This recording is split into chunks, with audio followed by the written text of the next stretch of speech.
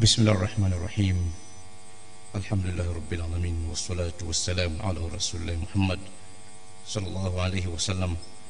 Mwenyezi Mungu, tutunikie aina zote za imani, usizidishie kipato cha fedha na thamani, utupe busara njema kwa ndugu, jamaa na majirani, utuepushe na shari na husda za watu wa mtaani, utukinge na mabaya wa viumbe, majini na mashetani. Ewe Mola mlezi, tusamehe madhambi yetu ya sasa na zamani, utulinde na maadui wote wa nje na ndani. Ya Rabbi, umlinde na muhifadhi rais wetu Dr. Hussein Ali Mwinyi, na muepushe na shari za maadui wa siri na dhahiri, wa karibu na wa mbali, kwa baraka zako na rehema zako. Ewe Mola wetu, ifungue nchi yetu kiuchumi, na itie baraka na rutba miradi yote ya kimaendeleo inayoendeshwa na serikali yetu ya mapinduzi ya Zanzibar. Rabbana atina fid dunya hasana wa fil akhirati hasana wa qina adhaban nar birahmatika ya arhamar rahimin. Wa sallallahu ala sayyidina Muhammad wa ala alihi wa sahbihi wa sallam, walhamdulillahi rabbil alamin.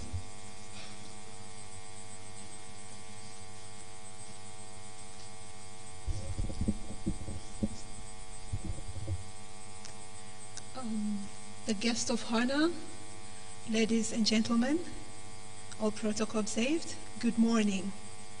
So right now it's my honor to invite the Reverend Stanley Nicholas Lichinga for a prayer. You're welcome. A round of applause as he's coming to the podium.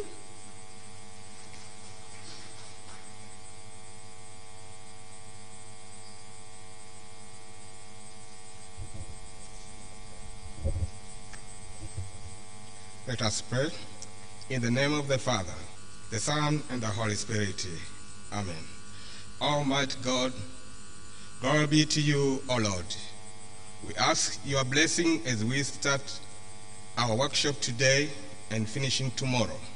We thank you for your loving us, giving us responsibility to human beings to look after this world and all creatures. Give us your grace so we can do your willing. Forgive us whatever we have done wrong through Jesus Christ. Lord, bless this world. Bless Africa. Lord, bless Tanzania, bless Zanzibar, and bless us all. In the name of the Father, the Son, and the Holy Spirit.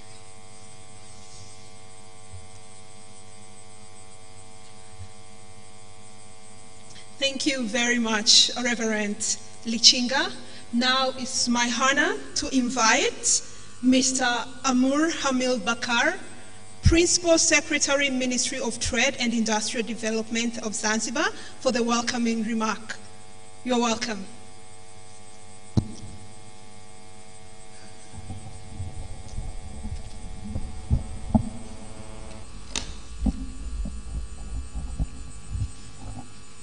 Your Excellencies, Dr. Hussein Ali Mwinyi, President of Zanzibar and Chairman of Revolution Council, Honorable Modric Ramadan Soraga, Minister of President Office, Labor, Economy and Investment, on behalf of Minister of Trade and Industrial Development, Honorable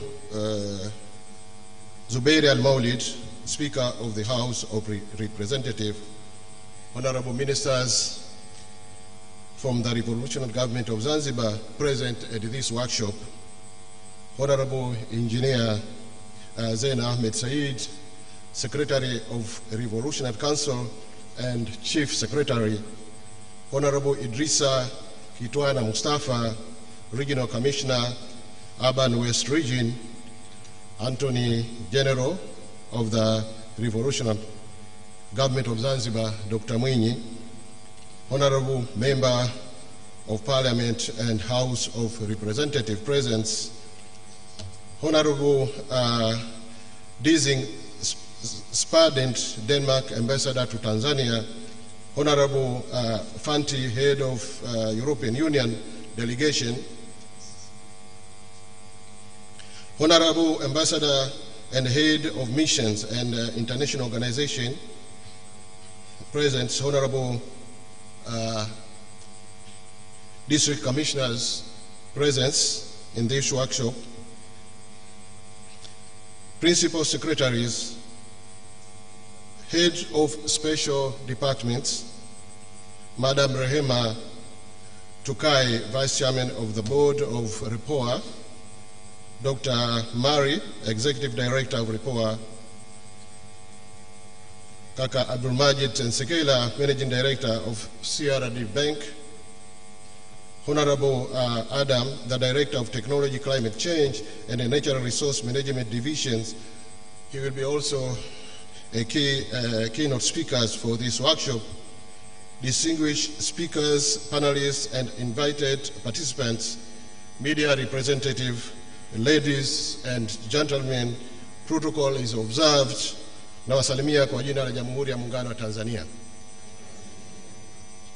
First, I'm thankful to Ahmed God for enabling us to meet here at the Golden Tulip today for this important gathering of policymakers, development partners, researchers, and private sectors and financial institutions to mark the 26th concurrently of RIPOA's annual research workshop, which this year being jointly organized by Ministry of Trade and Industrial Development of Zanzibar and Central and the CRDB Bank Limited.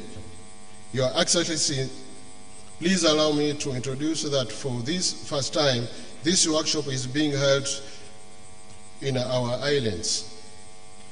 The decision to organize this workshop here in Zanzibar is a result of requests made at 25th workshop in November last year by Honorable Omar Said Shaban, Minister of Trade and Industrial Development, who tasked RIPOA to further demonstrate its commitment to strengthen evidence-based policymaking in Zanzibar by providing a forum for the discussion and articulation of the trade and climate change-related knowledge on our islands.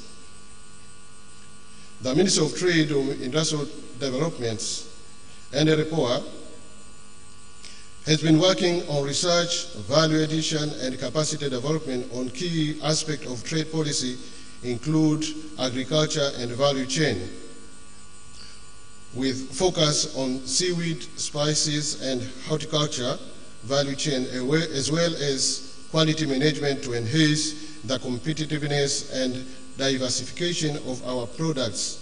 That was our journey started in 2017.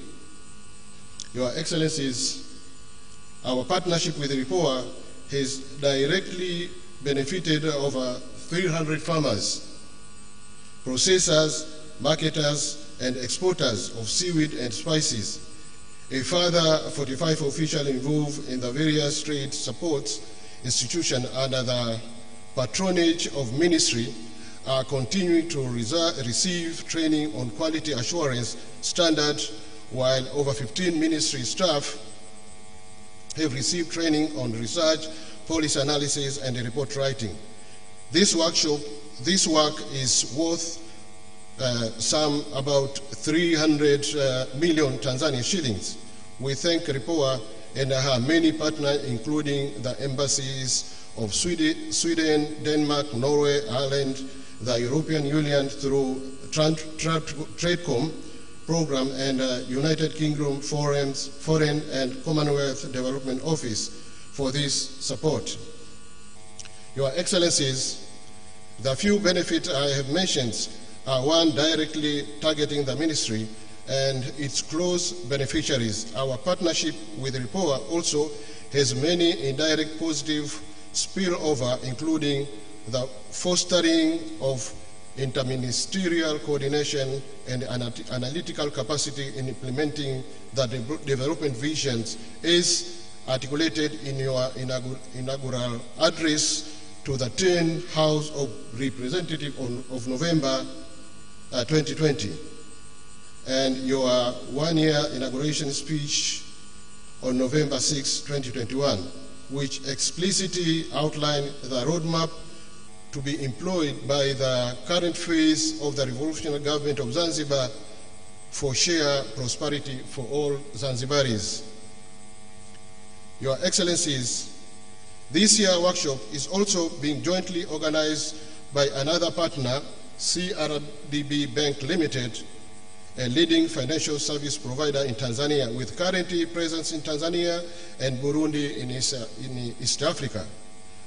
I understand that CRDB has recently secured access to financing worth $200 million from the Green Climate Fund through Tanzania Agricultural Climate Adaptation Technology Deployed Programs. This tripartite partnership involving the Ministry, RIPOA, and CRDB Bank Limited is a template for public-private partnership key for the national development. The Ministry of Trade and Industrial Development will continue to promote such inclusive partnership in the pursuit of National Development Vision 2050 to firmly implementing the ruling party manifesto CCM, the Zanzibar Development Plan, Zanzibar Trade Policy, Zanzibar Industrial Policy, and the Zanzibar Private Sector Development Policy. Your Excellency, before concluding my remark, please allow me to thank the following for success enabling the organization of this important workshop here in Zanzibar. First, I would like to thank RIPOA and CRDB for agreeing to organize the workshop here in Zanzibar and for their continuing support of the revolutionary government of Zanzibar effort to bring development to the people of Zanzibar. Their collective effort will hugely contribute to this venture. Secondly, I would like to thank regional administration here in Urban West for allowing us to have our workshop in this region. Thirdly, I would like to thank all entities of the Revolutionary Government of Zanzibar for their effort in securing the organization of this workshop here in Zanzibar. Finally, I would like to thank all staff from the Ministry of Trade and Industrial Development for their support and encouragement in fulfillment of the ministry's missions and mandates. Thank you. Thank you all for your own attention. Thank you very much. Thank you very much, Mr. Amour Bakari, for a very good welcoming remarks. Another round of applause to him. And now it's my honor to invite Dr. Donald Murray, the Executive Director of RIPOA, to give his remark. You're welcome.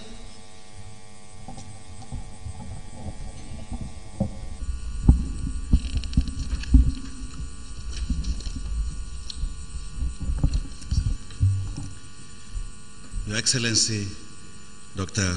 Hussein Ali Mwinyi, President of Zanzibar and the Chairman of the Revolutionary Council, Honorable Speaker of the House of Representatives, Honorable Mudrik Ramadan Soraga, Minister of State in the President's Office, responsible for labor, economy and investments, Honorable Ministers from the Revolutionary Government of Zanzibar present at this workshop, Honorable Members of Parliament in the House of Representatives present, Honorable Regional Commissioner for Urban West, our host, Engineer Zaina Said, Chief Secretary of the Government of Zanzibar, Your Excellency Mete Noga Dising-Spandet, Danish Ambassador to Tanzania, Your Excellency Ambassadors, His Excellency Manfredo Fenty, Head of the European Union Delegation, Her Excellency Charlotta Ozaki Mashas of Sweden,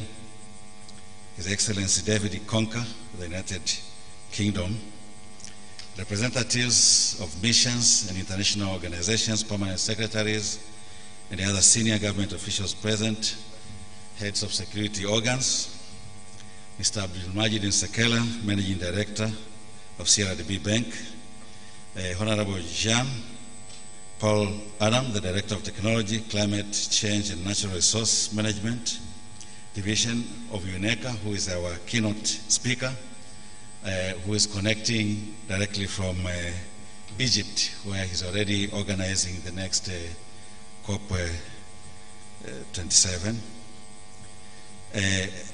religious leaders, representatives from the private sector and civil society organizations, distinguished speakers, panelists, and invited participants, media representatives, ladies and gentlemen, Assalamu alaikum. Let me begin by thanking our Almighty God for giving us the health and strength to be here today. I feel very honored to stand here this morning in Zanzibar to invite you to the 26th Annual Research Workshop, along with our partners, CRDB Bank and the Ministry of Trade and Industrial Development. On behalf of our members, Board of Directors, staff of Rapport, we are very comforted by your presence here, Your Excellence, President of Zanzibar, for accepting this responsibility and setting aside the time from your very busy schedule. We thank you very much. Your Excellency, it is obvious, and I believe we all see the efforts being taken by your government to transform the economy and to improve the welfare of the people of Zanzibar. At the time that all countries in the world are going through difficult times due to the destructive effects of COVID-19 and the ongoing Russia-Ukraine war. This is not an easy task, even for developing countries, which have lost their loved ones, with industrial production and trade plummeting, rising inflation threatening household welfare, and global recession. Data from the African Development Bank shows that average growth rates for many African nations in 2020 were negative, except for the East African economies, whose growth remained positive. While the economies recovered in 2021, when travel restrictions were lifted and economic activities resumed, growth in sub-Saharan Africa is projected to slow down to 3.3% in 2022. The effects of this contraction have led to increased poverty in Africa.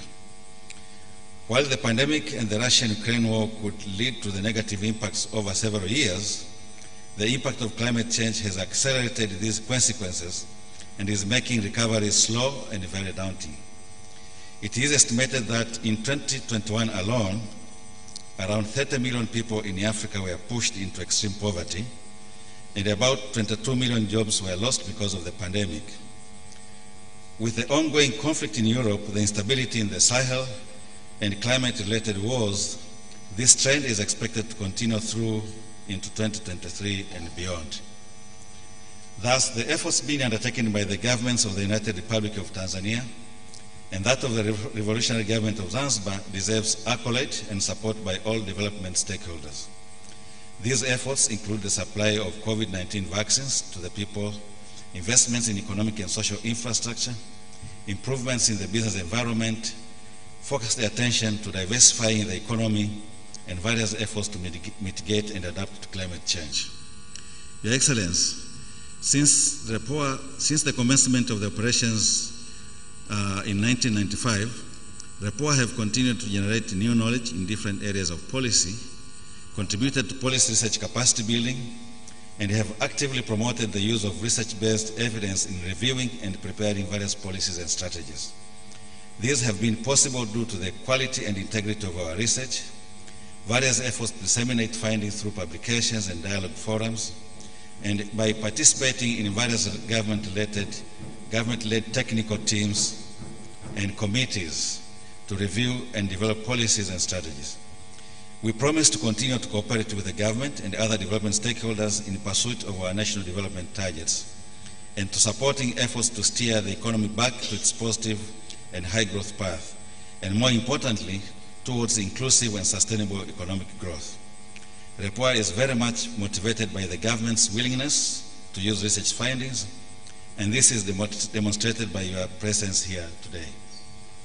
Over the past 27 years, Rapport's capacity building initiatives have benefited thousands of Tanzanian researchers and analysts from government, higher learning institutions, civil society organizations, and media. We have also supported research users in the government and civil society organizations on policy analysis and evidence-informed policy-making skills. In recent years, we have reached out to producers, processors, and exporters of various commodities, including leather, rice, horticultural products, and seaweed, aiming to enhance their understanding on how to address productivity and quality constraints across these respective value chains with the aim of enhancing market competitiveness. Your Excellency and invited participants, our research program over these 5 years have considered our national development aspirations as outlined in the National Development Vision 2025 and the Zanzibar Development Vision 2050, the third 5-year plan, and the key trends in regional and global development. The program is focused on productive sectors and their linkages to inclusive development, competitive trade and job creation, gender equality, empowerment of women and youth, and human development, good governance, accountability and citizen participation, environment and climate change, and technology and innovation. We believe that the research in these areas will continue to provide answers to some emerging challenges in the world and to inform efforts of Tanzania to build an economy that is competitive, inclusive, and sustainable, while at the same time achieving sustainable development goals by 2030. Your Excellency, this workshop is an important forum for exchanging knowledge and will provide space for policymakers to listen to the research findings and experience from other countries. Today's dialogue is guided by the theme, Adapting Trade to Climate Change for Competitive Green Growth in Tanzania. The choice of this theme was inspired by 3 factors. First, national aspirations as reflected in the respective development blueprints, whose thrust is to strengthen our economies by making them competitive. We recognize that all countries are competing for markets, capital and raw materials for the benefits of their respective economies and for creating jobs and improving welfare of their people. It is therefore important to assess our production systems, linkages between productive sectors, and the opportunities for integration into the global economy and trade systems. Second, like for any other country, Tanzania's export trade potentials can be realized if trade is diversified and competitive. While Michael Porter's 3 dimensions of competitiveness, that is cost leadership, differentiation, and segmentation, are still relevant in today's market environment, recent evolutions in technology and innovations have created new demands for producers and exporters to remain competitive by enabling mass customizations, traceability, and lowering transaction costs. The analysis of market needs in terms of quality and standards, policy and institutional drivers of efficiency and productivity are therefore valid in today's world. Third, climate change and its impacts are likely to be a significant barrier to trade growth, economic diversification, and social progress. With dependence on exports from climate-sensitive sectors, developing countries confront relatively higher trade costs, and these costs may rise because the same countries have the least capacity to diversify the structures of their economies in response to climate change impacts. Since the Paris agreements in the 1970s, various global efforts have been undertaken in efforts to reduce global warming, including the nationally determined contributions under the UNFCCC framework. Full implementation of NDCs would create opportunities for expanding trade and investments necessary for a global green economy. However, the desired diversification into green goods and services requires access to technologies for cleaner and efficient production, making climate change financing a key subject on the link between trade, climate change, and green economy. The current inflationary pressures around the world may make the financing conditions tighter, and so more efforts and innovations to secure climate change mitigation and adaptation financing will be critical for Tanzania. Your Excellency, we believe the research and knowledge exchange are needed to identify opportunities and constraints which will serve to inform the design and implementation of green industrial policy, aiming to increase resilience, to stimulate further economic diversification, to inform sustainable framework for harnessing the blue economy, and to scale up green goods and services. Your Excellency, we believe that your opening speech will give us guidance on areas that the government would like to deepen its knowledge and efforts, so that participants and researchers gathered here can contribute to finding solutions and recommendations for appropriate policies and strategies.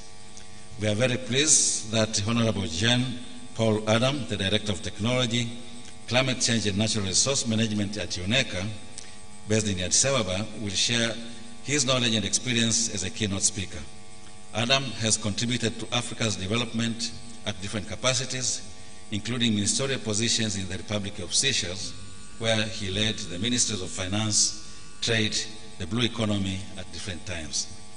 After the keynote presentation, there will be different discussants, 3 discussants, which are Dr. Abud Jombe, Principal Secretary in the Ministry of Blue Economy and Fisheries, Mrs. Santina Benson, who is the CEO of CEO Roundtable, and Mr. Jocelyn Cornet from the European Union delegation.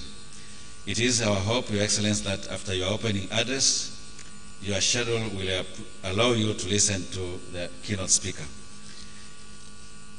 In addition to the keynote, there will be panel discussions involving experts from various sectors, including the government, private sector, research and academic community from Tanzania and from outside Tanzania. And there will be other international participants who are connecting virtually. Your Excellency and distinguished participants, the contribution of policy, research and capacity building I outlined at the beginning could not have been realized without financial resources.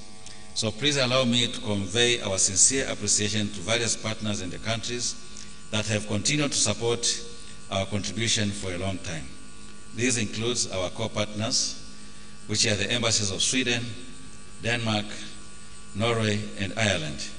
We have had other program funders, including the British High Commission through its Foreign and Commonwealth Development Office and the European Union Commission. There are many local and international organizations who support various programs that I cannot mention each one by name. But I'm very pleased that some of them are here and others are following us this workshop virtually. We also recognize significant cooperation we have received from the government through the various ministries and agencies from the Union Government and the Revolutionary Government of Zanzibar, the Parliament of Tanzania, and the judiciary as well. Various civil society organizations and the media cooperate with us very well. I would like to thank them all. Your Excellency and distinguished participants, I am confident that the participants will actively engage, learn, and contribute to the objectives of this workshop.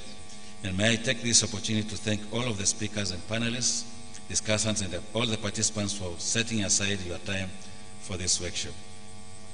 I reiterate our sincere appreciation to Your Excellency, President of Zanzibar, for being here with us this morning out of your very busy schedule.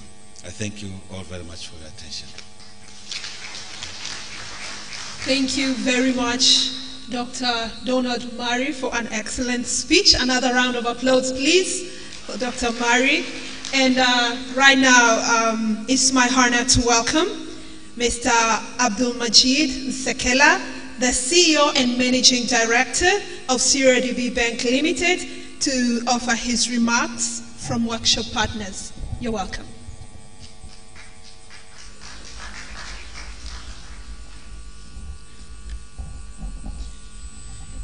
Your Excellency, Dr. Hussein Ali Mwinyi, the President of Zanzibar, honorable leaders at the high table, member of diplomatic corps, protocol observed. Your Excellency, before I give my speech, when I was coming to the podiums, I was reading the theme of this conference.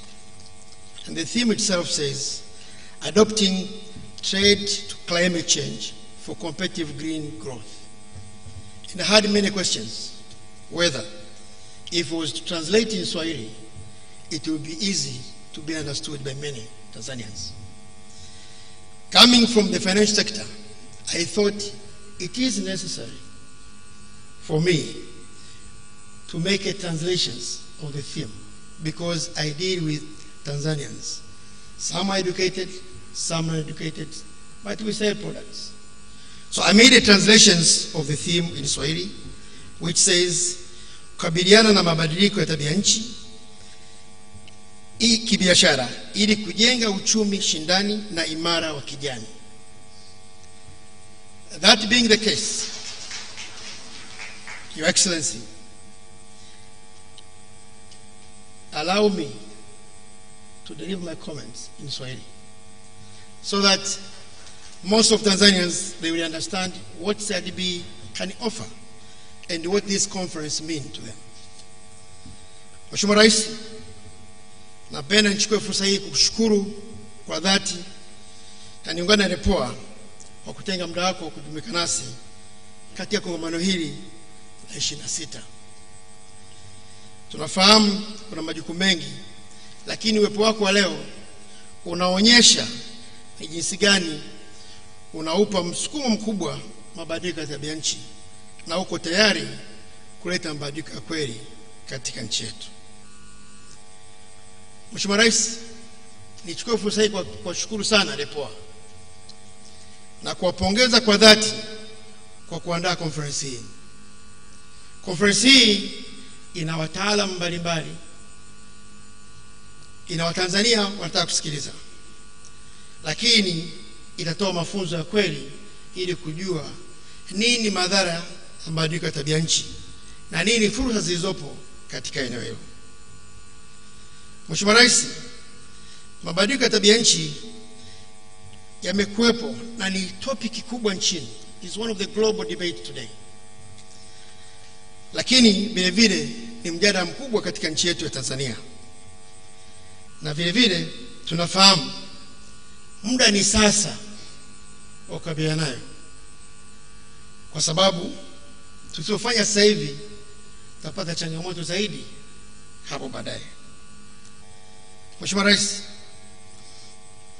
kama ilivyo kwa dunia nzima, nchi yetu ya Tanzania vile vile imepata changamoto za mabadiliko ya tabia nchi. We have also faced the challenge resulting from global climate.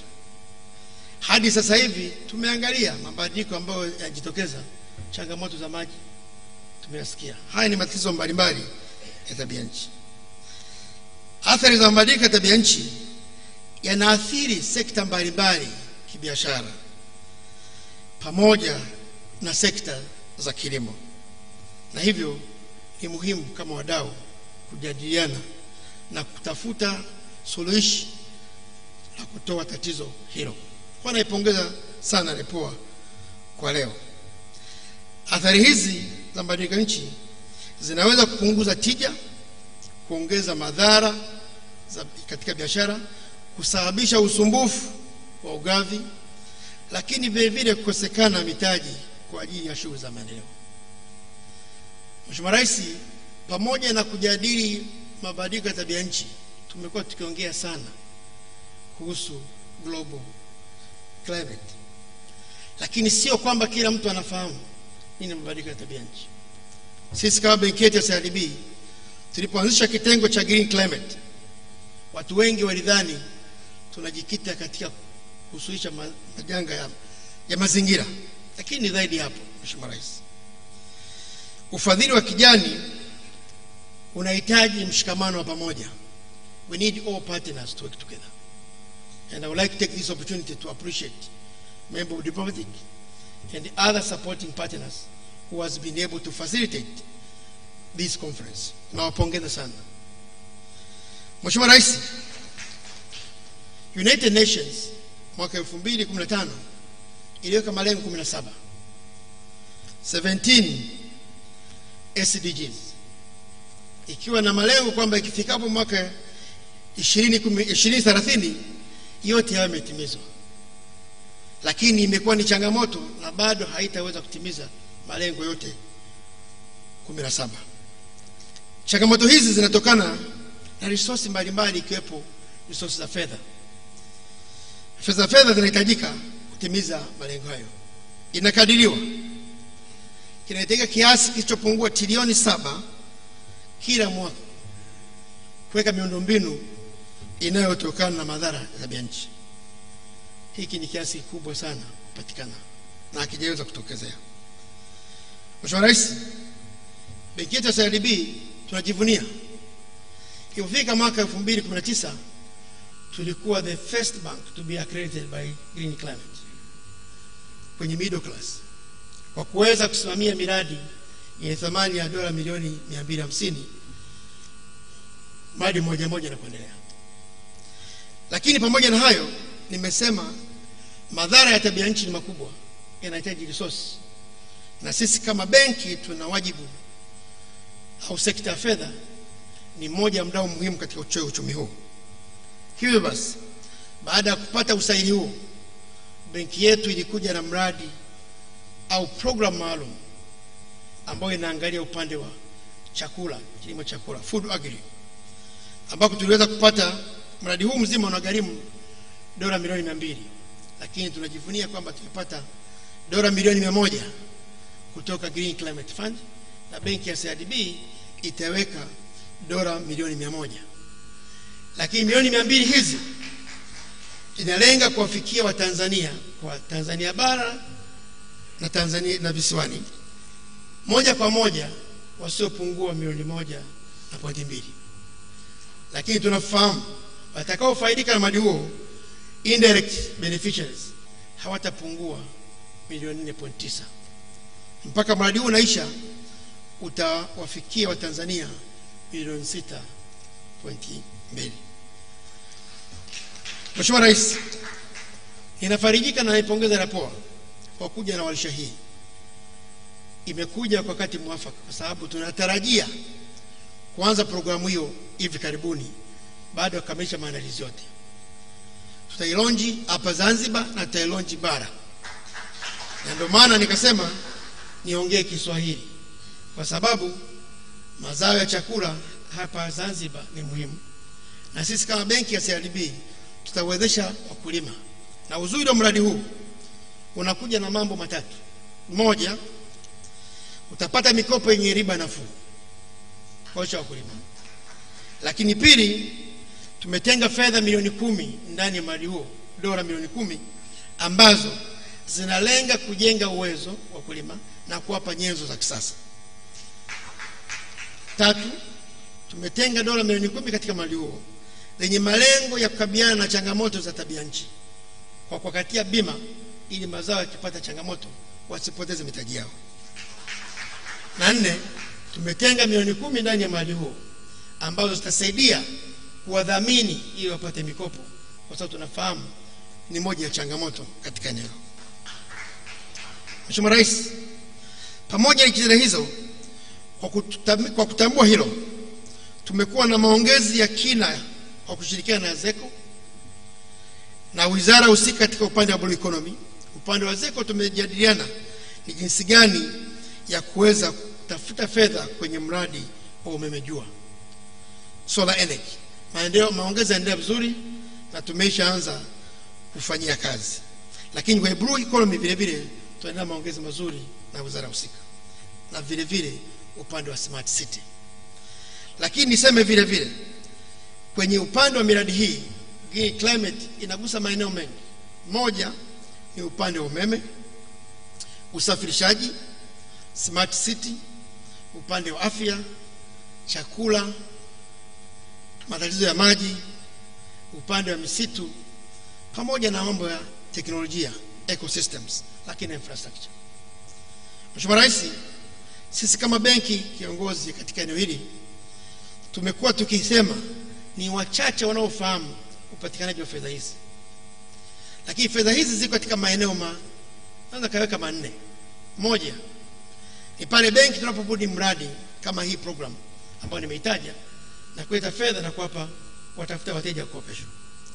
Lakini la pili ni pale serikali inapokuwa na miradi ya kimkakati ambayo inazingatia mabadiliko ya tabia nchi, inahitaji fedha. Benki yetu kwa kuwa accredited na Green Climate tutasaidia kutafuta fedha hizo moja kwa moja ambayo itapatikana kwa riba nafuu. Lakini pili, panapokuwa na watu binafsi wenye kuwekeza katika miradi hiyo, basi benki yetu inafanya kazi nao na kutafutia pesa hizo, na sisi tunakuwa wasimamizi.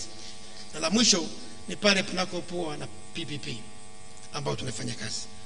Mheshimiwa Rais, niliona ni vizuri niongee Kiswahili katika maeneo haya, nikijua Watanzania wengi watajua fursa ziko wapi.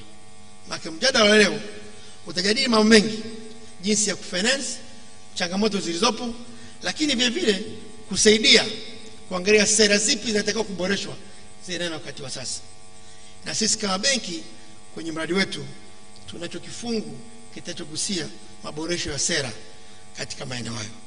Mheshimiwa Rais, kwa kumalizia tena, nichukue fursa hii kushukuru sana kwa kujumuika nasi, nishukuru waandaaji, na nishukuru partners kwa kutuweza kutunga mkono. My call to the rest of the community is to work together to address the climate challenges. And I do believe that having this conference is not a mistake. It is actually an ideal time. In the discussions, I also call other partners, financial institutions, to join this particular engagement, and we are able to support Tanzanians. Asanteni sana, nakushukuru Mheshimiwa Rais. Thank you very much. Asante sana, Mr. Abdul Majid Sekela. Thank you very much. So Mr. Sekela offered his remarks in Kiswahili. So just in brief, he shared that climate change is among the pressing challenges facing our country as well as other countries globally, and it's affecting trade and economy, and recommended that it's time to work together to address the climate change. He as well shared several initiatives that CRDB are doing or planning to do in the future to support social and economic development. Well done, and another round of applause to CRDB. Thank you very much. Just a brief announcement. From now on, all presenters, please may you use the side stairs rather than the front stairs. Thank you very much. And without further ado, now it's my honor to invite Her Excellence Mette Nogad Dispandit, the Ambassador of Denmark to Tanzania, to offer the remarks from Rapport co-partner. A round of applause to her. Your Excellency, President Hussein Ali Mwinyi, Speaker, Honorable Ministers, colleagues, high-level officials, allow me to simply say partners, friends, ladies and gentlemen, habari sasabuhi. All protocol observed, I hope. I'm pleased and honored to give remarks at this event on behalf of development partners providing core support to Rapport, Ireland, Norway, Sweden, and my own country, Denmark. A lot of skill and hard work has gone into making today's event possible. The impressive number of participants, including His Excellency the President, ministers, senior officials from the public and the private sector represented here today, is a clear reflection of the fact that the theme of this workshop plays an important part in enabling the potential of this magnificent country. Different generations have different challenges to address. In my grandparents' generation, the balance of payments deficit was something that worried everyone and that was heavily discussed at the dinner table. In my parents' generation, it was inflation and currency crises. In our generation, the challenges have become of an existential nature. Climate change, loss of biodiversity, environmental degradation, and the pressure on the world's resources are among the greatest global threats of our time. Your Excellency, ladies and gentlemen, we have two paths in front of us. One where extreme weather events, rising sea levels, droughts and change of rain patterns, wildfires and heat waves become more normal. That is the path we're on now. But we do have a choice. The other path is one more green and one more sustainable future, with clean energy, clean air, green jobs, better lives for all. And to travel this path, we all need to play our part, and we all need to up our game. All countries need a fair chance to provide sustainable development to their people. All countries need to take responsibility individually and to move forward together. Different countries have different responsibilities. The developed countries have committed to deliver on climate financing and are trying to lead the way in transitioning to green solutions. This should happen in parallel with a concerted effort to help build climate change resilience in the least developed countries. We as individuals, as corporations, and as nations have different economical, geographical, and historical opportunities and different circumstances for forging our part of this path. Our efforts will not be similar, nor will our challenges be of the same caliber, but our aim and our potential reward will be the same: And if we do it right, the gratitude of the coming generations will go to all those who are ready to step up now. We all know that dramatic climate change is already a fact in Tanzania, affecting livelihood and biodiversity. A recent report from Oxford Economics have highlighted that higher food prices have become a key concern in East Africa, as the entire region is struggling with dry weather conditions and is heading towards a 5th consecutive failed rainy season in the final quarter of this year.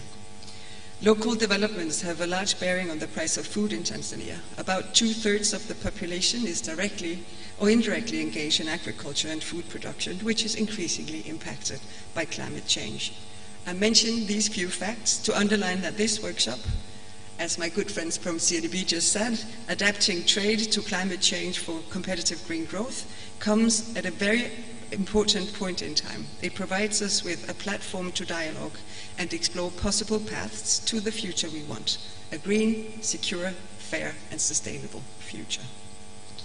Your Excellency, ladies and gentlemen, the challenges of fostering sustainable development and addressing climate change are interrelated and mutually reinforcing. At the global level, our collective endeavors are guided by the Sustainable Development Goals, the Paris Agreement, and the Addis Ababa Action Agenda. Following the 15th Conference of the Parties in the United Nations Framework Convention on Climate Change, convened in Copenhagen, my country, 2009, developed countries committed to a collective goal of mobilizing $100 billion per year by 2020 for climate action in developing countries. As for Denmark, we aim to mobilize at least 1% of the promised $100 billion by 2023, somewhat above our weight in the international economy. And 60% of our climate aid will help the most vulnerable nations adapt to climate change. Other countries are also doing their part towards the same goal, but regrettably we are collectively behind the target. We are relieved to see that a new analysis by OECD indicates that it's likely we reach this target of $100 million a year by 2023. As for Tanzania, I would like to commend the government for its national climate change response strategy from June 2021, taking action to protect and restore nature and ecosystems such as forests, wetlands, and ocean. The private sector should follow suit. It's time to think climate smart solutions and climate smart ways of doing business. As Tanzania aspires to become a private sector-driven industrial and more competitive nation by 2025, it's important to travel the path with opportunities that leads to a sustainable and green future. But for Tanzania and other countries to do this, the global community must work together in partnership. Despite the international commitment to addressing the climate challenge as evidenced by the early entry force of the Paris Agreement, there is still much to do for all of us. Achieving the 2030 Agenda for Sustainable Development and related frameworks, such as the Paris Agreement, will require a true spirit of partnership from all stakeholders at all levels and in all countries, leveraging their diverse and unique advantages. And within these partnerships, we need ideas and innovation to follow. We need ideas and innovation to flow freely, improving our chances of reaching our common goal. Your Excellency, ladies and gentlemen, in Swahili, there is a good saying, umoja ni nguvu. In English, unity is power. Thank you. This should underpin our efforts of working together to address our common climate change challenges. We need strong partnerships between public and private actors as defining characteristic of the road ahead. We also need closer cooperation between state actors, municipalities, universities, and other knowledge institutions to create attractive value propositions also for foreign investors. At a global level, we see collaboration between countries and through institutions like the European Union and the United Nations to forge the best alliances to increase the impact of efforts.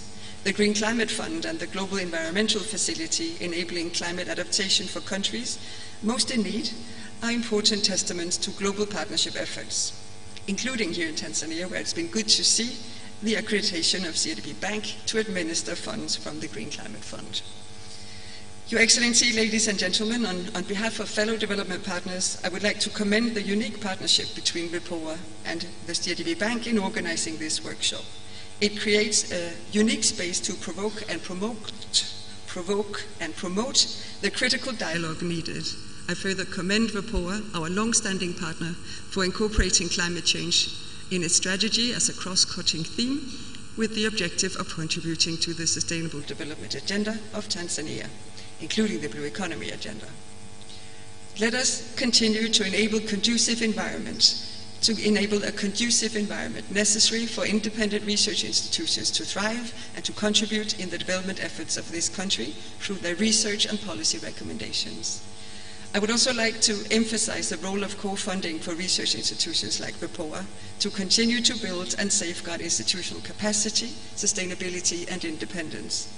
In absence of co-support, research institutions will have to rely more on collaborative research projects and commissioned work, which are earmarked and may not guarantee institutional integrity and sustainability. I therefore humbly call on all development partners, private sector and the government to support research institutions like REPOA for them to operate in a free, open and conducive environment and play their part in contributing to the transformation agenda. It is forces like these that can help all of us choose the right path and reach our goals. Your Excellencies, ladies and gentlemen, now it is time to choose our path to the future, a brighter, greener future for the generations to come. Let this 26th REPOA Annual Research Workshop be part of forming that path, a stepping stone to get there together and in partnership. Asante sana, thank you all very much. Thank you very much, Your Excellence Mette Disenspondit, the Ambassador of Denmark to Tanzania. Another round of applause, please, Howard. And right now it's my honor to invite His Excellency Manfred Fant, Ambassador of the EU to Tanzania, to offer the remarks from National Development Partners. You're welcome. A round of applause as it's going to the podium.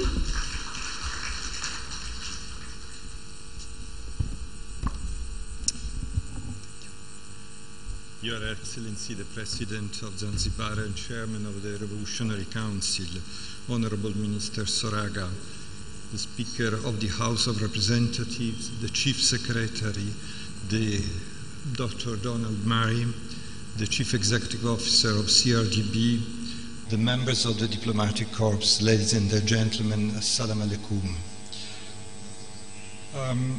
Let me try to present to you the subject that we are discussing today from the perspective of the EU-Tanzania relations in trade. Some issues are common to Tanzania's trade with all other partners, but some are more specifically concerning the trade with the European Union. In July 2021, the European Union decided to fix the objectives of cutting its greenhouse gas emissions by 55% from the 99 levels by 2030. And to reach zero emissions by 2050. This is good because the European Union has been contributing largely to emissions and has now taken the commitment of serious mitigating actions. So it has taken its responsibilities. However, this entails new regulations imposed on the business in order to comply with environmental standards, including with regard to imported products. In parallel, developing countries like Tanzania face a double challenge. On the one hand, they suffer from the effects of climate change, and on the other hand, their products must gradually comply with the new regulations to be competitive on the European market or even simply to access it. Agriculture and food processing is central to this theme because production is affected by the consequences of climate change, such as extreme weather phenomena, but also because standards and regulations on food products in Europe are becoming stricter. This is particularly relevant for Tanzania, where this sector is essential for the national economy. As a concrete example, the European Union has adopted the so-called farm-to-fork policy, aiming at reducing the environmental impact of agriculture and improving the quality of food. For instance, by reducing by 50% the use and risk of chemical pesticide by 2030 and reducing by 50% the use of more hazardous pesticide by 2030. But also, the policy aims at substantially increasing organic farming, the products of which are very demanded in the European Union market and are usually sold to a price which is on average 30% higher than no organic products. So, coming back to Tanzania, the question is, what are we doing to tackle all that? The third National 5-Year Development Plan provides clear objectives for agriculture, such as enhancing the value chains thanks to food processing and encourage innovation in the agricultural sector to increase production and export. In order to adapt to the consequences of climate change, it is necessary, among other things, to increase the productivity of strategic crops, to reduce the dependency on rains for irrigation, enhance storage facilities and facilitate the transport of products to their destination. The European Union and Tanzania, together with the Member States, are working to achieve these objectives. The AgriConnect program is helping small farmers to improve the quality and quantity of their production, including here in Zanzibar. The Plant Health Project contributes to enhance food safety for export and domestic trade.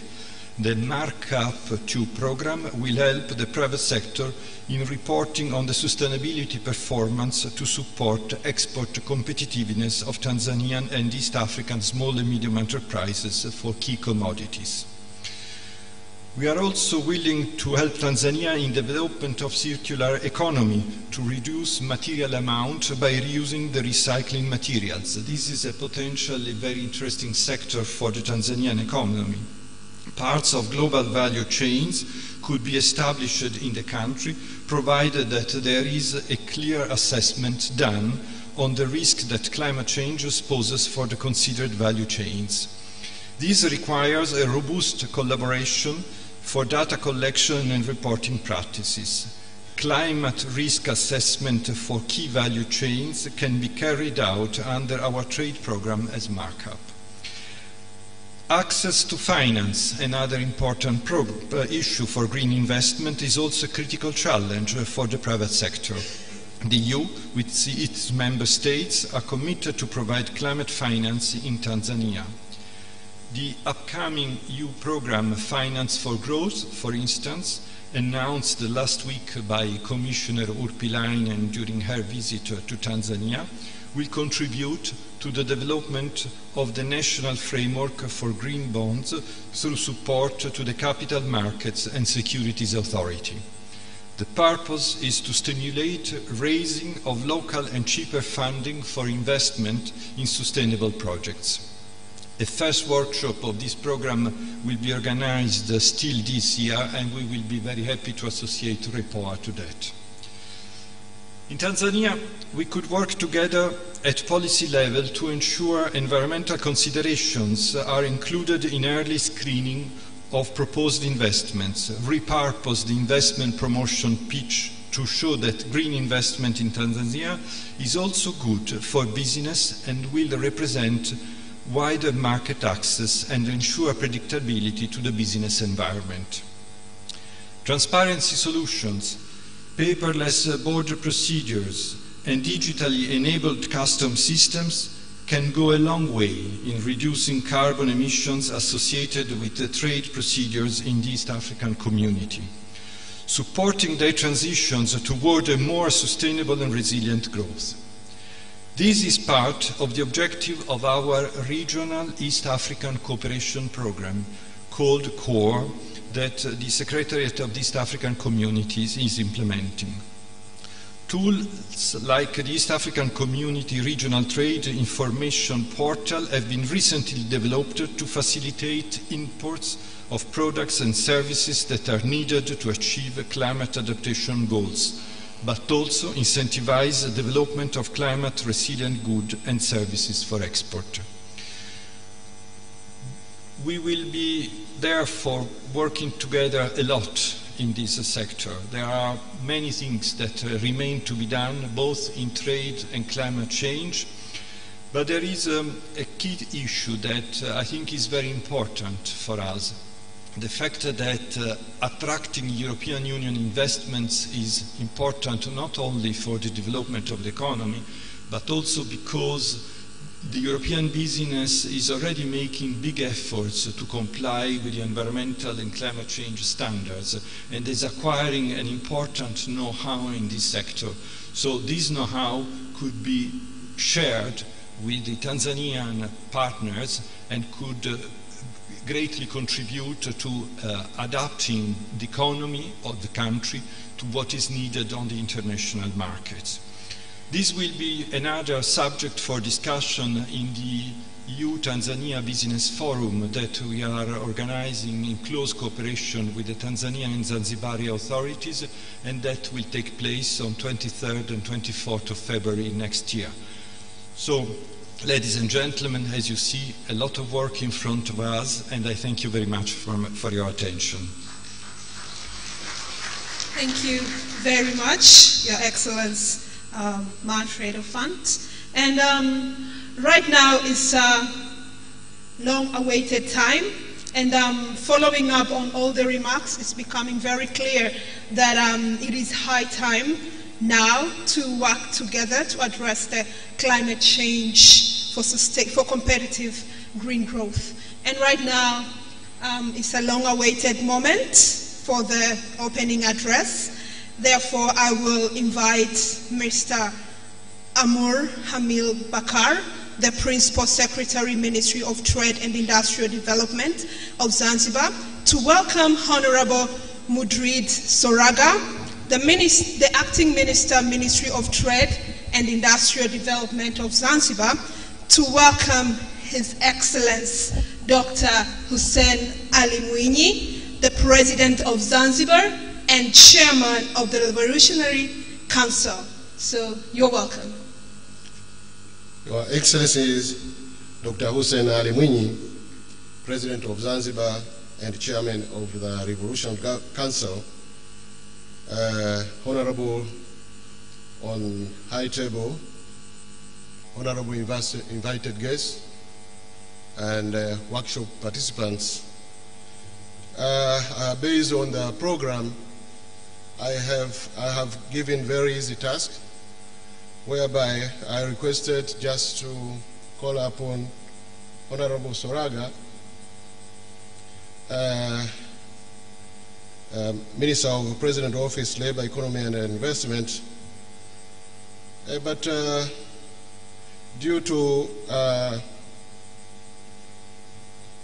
and it is enough to say that due to the fact that we are behind the schedule, Your Excellencies, now on your permission, allow me to call or to invite Honorable Mudrik to say a few words and formally welcoming you to address this gathering.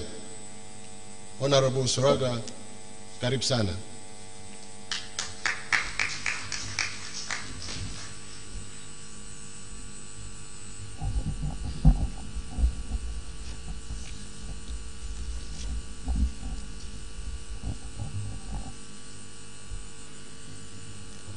Your Excellency, Dr. Hussein Ali Mwinyi, the President of Zanzibar and Chairman of the Revolutionary Council, Honorable Speaker of the House of Representatives, Chief Secretary of the Revolutionary Government of Zanzibar, Honorable Ministers from the Revolutionary Government of Zanzibar present at this workshop, Honorable Members of Parliament and members of the House of Representatives present, Your Excellency Ambassador Ahmed, the Ambassador of Denmark to Tanzania, Your Excellency Manfredo Fanti, Head of the European Union Delegation, Excellency Ambassadors and Heads of Missions and International Organizations, the Honorable Regional Commissioner present, District Commissioner, Head of Special Departments, Principal Secretaries, Dr. Donald Murray, the Executive Director of REPOA, Mr. Abdul Majid Sekela, the Managing Director of CRDB Bank, Honorable Jean-Paul Adam, Director, Technology, Climate Change in Natural Resource Management Division, who's our keynote speaker, distinguished panelists, invited guests, members of the media, ladies and gentlemen, Assalamu alaikum. I'm pleased to be standing here today to welcome the President of Zanzibar and Chairman of the Revolutionary Council, Dr. Hussein Ali Mwinyi, to officiate the 26th installment of REPOA's annual research workshop. However, before I welcome the guest of honor, Your Excellency, with your permission, kindly allow me to make a few remarks with regard to this event on behalf of the Ministry of Trade. Distinguished participants, our islands are at a crossroads of rapid transformation and economic growth attributed to strong macro and microeconomic policies that have been adopted by the 8th-phase government. Our gathering is timely, and I'm confident that through this forum, it will accord us with the opportunity to learn, exchange views and ideas on how to enhance the effectiveness and relevance of this program. I believe that all of us here today are interested to see how we can effectively utilize trade as a tool to strengthen our adaptation to climate change and foster economic growth and development that is inclusive, competitive, and above all, sustainable. We are indeed seeing steadfast progress in the diversification of our economy through, among others, agricultural production and productivity that is key to the realization of our medium-term objective as outlined in the Zanzibar Development Plan 2021-2026 of exploring the potentials of the blue economy for inclusive growth and sustainable development. Distinguished participants, the theme for this workshop is adapting trade to climate change for competitive green growth in Tanzania. While this is not a new undertaking, the Ministry of Trade and Industrial Development, REPOA, and CRDB are cognizant of the past, current, and forecasted opportunities and challenges posed by climate change, and are committed to exploring ways to leverage existing foundations in trade and related productive sectors to build a more competitive, sustainable, inclusive economy capable of adapting and mitigating the effects of climate change. The Revolutionary Government of Zanzibar, through the Union Government, has a long history of investing in international trade as a founding member of the East African Community, the Southern African Development Community, the World Trade Organization, the African Union, the African, Caribbean, and Pacific ACP groups, and now the African Continental Free Trade Agreement. Through our union with the Tanzania mainland, Zanzibar has served as the focal point within the ACP group in Geneva on trade facilitation negotiations prior to the WTO Trade Facilitation Agreement. On the continent, the Revolutionary Government of Zanzibar is implementing the EAC Customs Union and the SADC Free Trade Area and is actively participating in negotiations for the EAC Common Market for Eastern and Southern Africa, COMESA, SADC, Tripartite Free Trade Area, as well as the African Continental Free Trade Area Pact. Further, our country recently ratified entry into the WTO and continues to participate in the United States EAC Trade and Investment Framework Agreement, also commonly referred to as the African Growth and Opportunity Act, or AGOA, has concluded but not signed the EAC-EU Economic Partnership Agreement and continues to be party to the European Union Everything But Arms Agreement. We very much hope to also see expedited conclusions to a new bilateral trade deal with the UK post-Brexit, once that will be free of some of the teething concerns currently engulfing other similar agreements in the region. Distinguished participants, the 8th phase government has decided to prioritize the integrated pursuit of the blue economy to further address these challenges. For us, the concept of a blue economy allows us to leverage our existing comparative advantages as an island nation.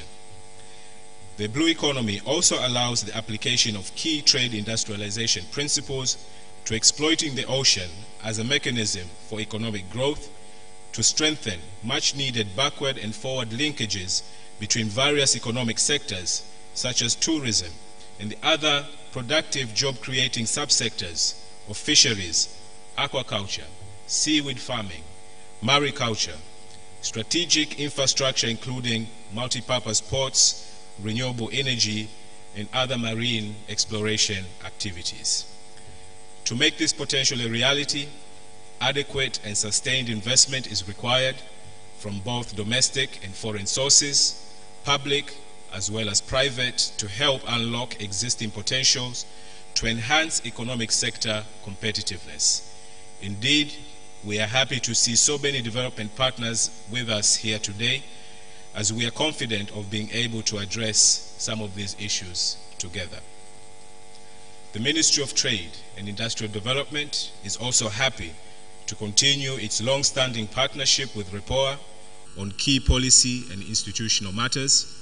REPOA has been a sound partner of the Ministry since 2017, supporting research, capacity building, and value chain development involving both the Ministry and other trade support institutions.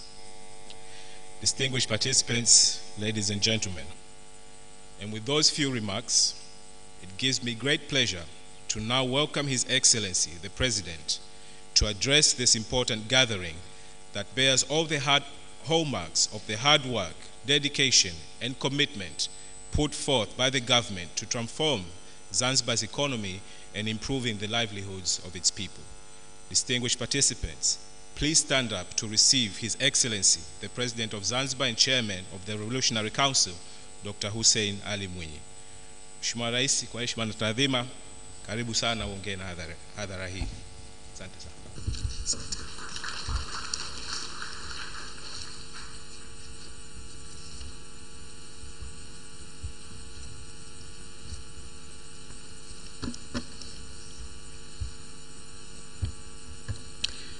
Honorable Modric Soraga, Acting Minister for Trade and Industrial Development, Honorable Zubair Ali Maulid, Speaker of the House of Representatives, Honorable Idrissa Kitwana Mustafa, Urban North Regional Commissioner, Honorable Ministers here present, Engineers Zaina Ahmed Said, Chief Secretary, Honorable members of the House of Representatives here present, Your Excellency, Madam Met Spandet, Ambassador of Denmark to the United Republic of Tanzania, Your Excellencies, Ambassadors and heads of missions and international organizations here present, Dr. Donald Mbari, Executive Director of REPOA, distinguished speakers, panelists, and invited participants, ladies and gentlemen. It is with great pleasure that I welcome you to Zanzibar to attend the 26th REPOA's Annual Research Workshop.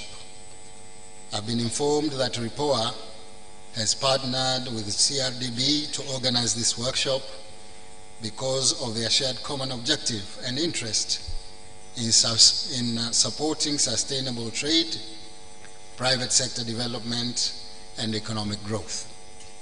This is an exemplary partnership that needs to be emulated. Together, we must encourage more institutions to forge this kind of constructive partnership, to be able to do things that have great impact on the development of our communities and nation as a whole. I extend my sincere appreciation and gratitude to the Ministry of Trade and Industrial Development, together with REPOA and CRDB management, for holding this workshop here in Zanzibar and inviting me to be the guest of honor. I say thank you very much. I'm glad to note that each year, the number of participants in the annual workshops has been increasing considerably. The workshops attract researchers, economists, policymakers, and other professionals in different fields. Hence, before I proceed further, let me take this opportunity to welcome you to Zanzibar, particularly all the guests coming from outside the United Republic of Tanzania. As you know, Zanzibar is a destination of choice for many international travelers and conference organizers. This is mainly owing to its unique location, heritage, and the welcoming nature of its people. I wish you all a wonderful stay in Zanzibar. Distinguished guests and participants, it is gratifying to know that REPOA has been working with various ministries and agencies here in Zanzibar on research, capacity building, and policy development.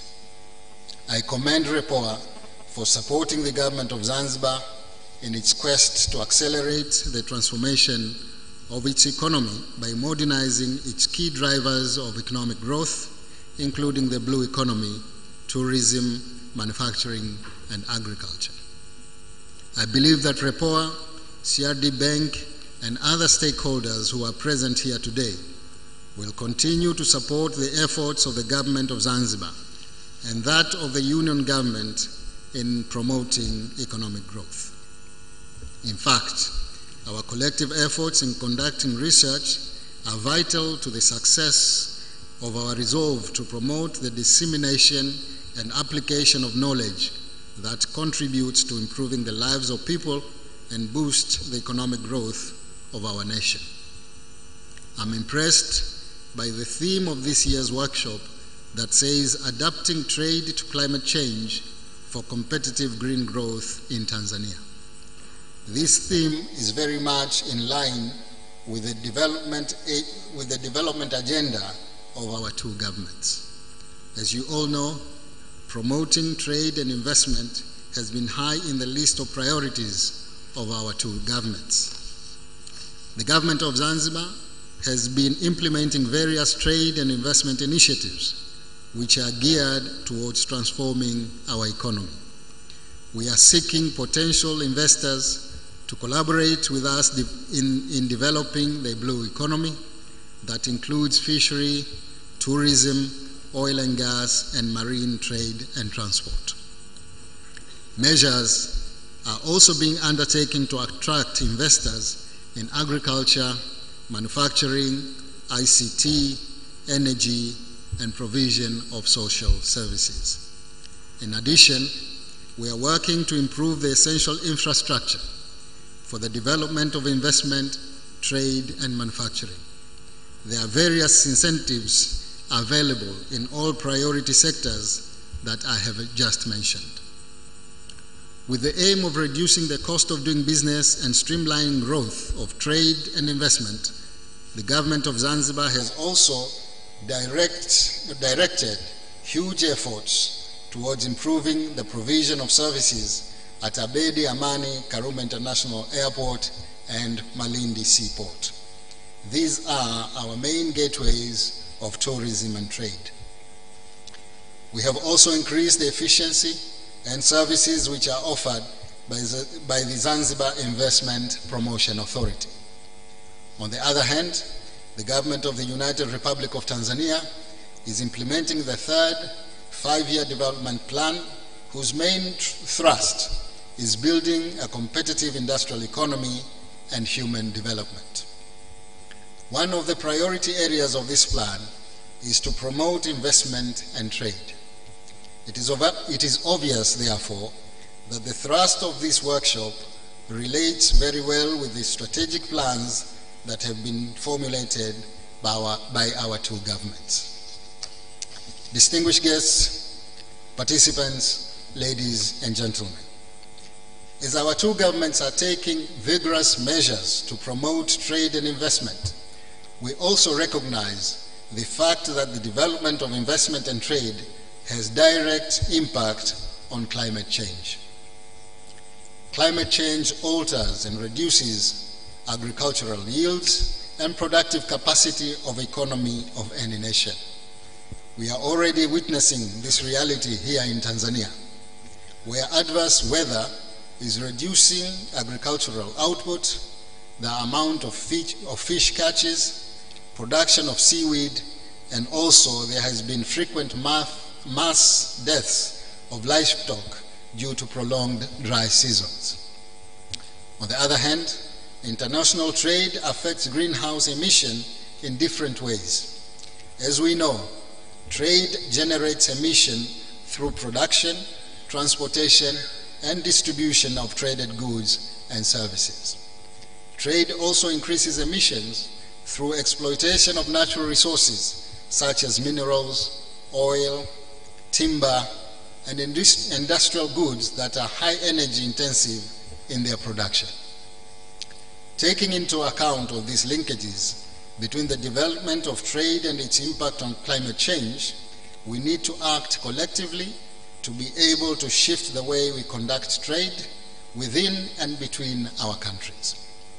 We need to reduce overall emissions by exploring policy approaches that will enable us to mitigate the impact of climate change. I believe that we can increase trade and investment at the same time reduce gas emission.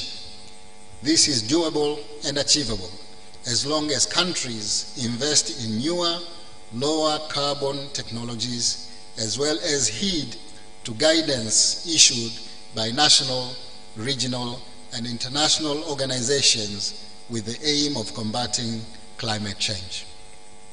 I therefore congratulate REPOA and its partner CRDB Bank for selecting the right theme at the right time. I hope that the discussion that you will be having on these issues will be fruitful, as the climate change has always been a hot topic for discussion among researchers and scientists. I will be following the outcome of the workshop closely. I hope in the end you will come up with recommendations that will enable us to increase the volume of trade between our countries, at the same time reduce the impact of climate change to our countries. Distinguished participants, ladies and gentlemen, with these remarks, it is now my honor to declare that the 26th Annual Research Workshop of REPOA is officially opened. I wish you fruitful deliberations. Thank you.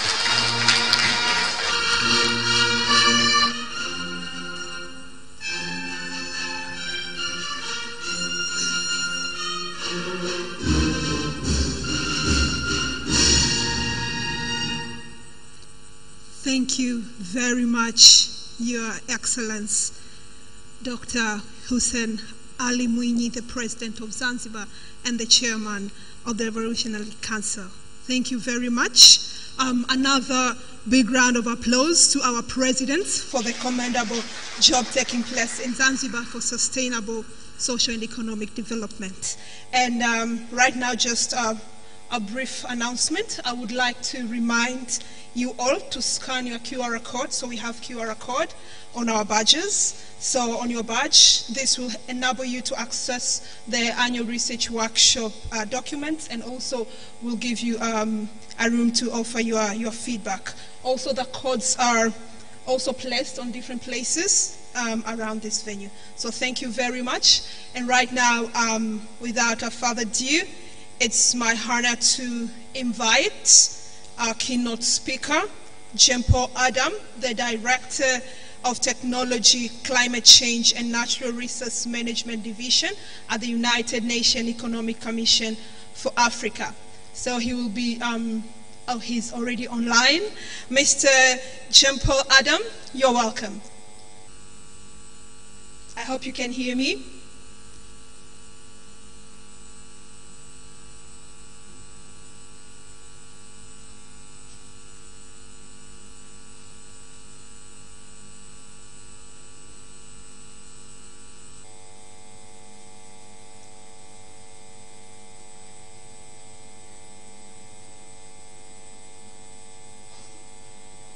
I think there is a bit of a technical glitch, so let's wait a bit.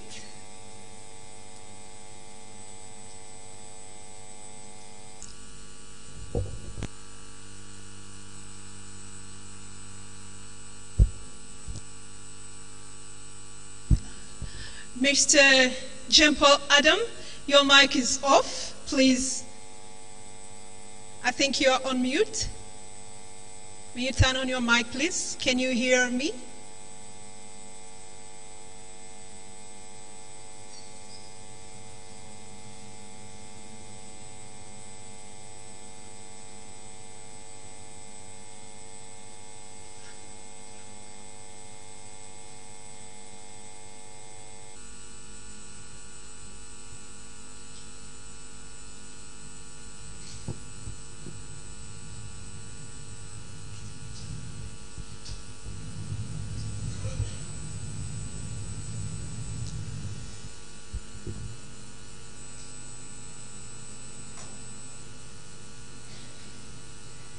Apologies for that technical glitch. I hope we'll be... Thank you.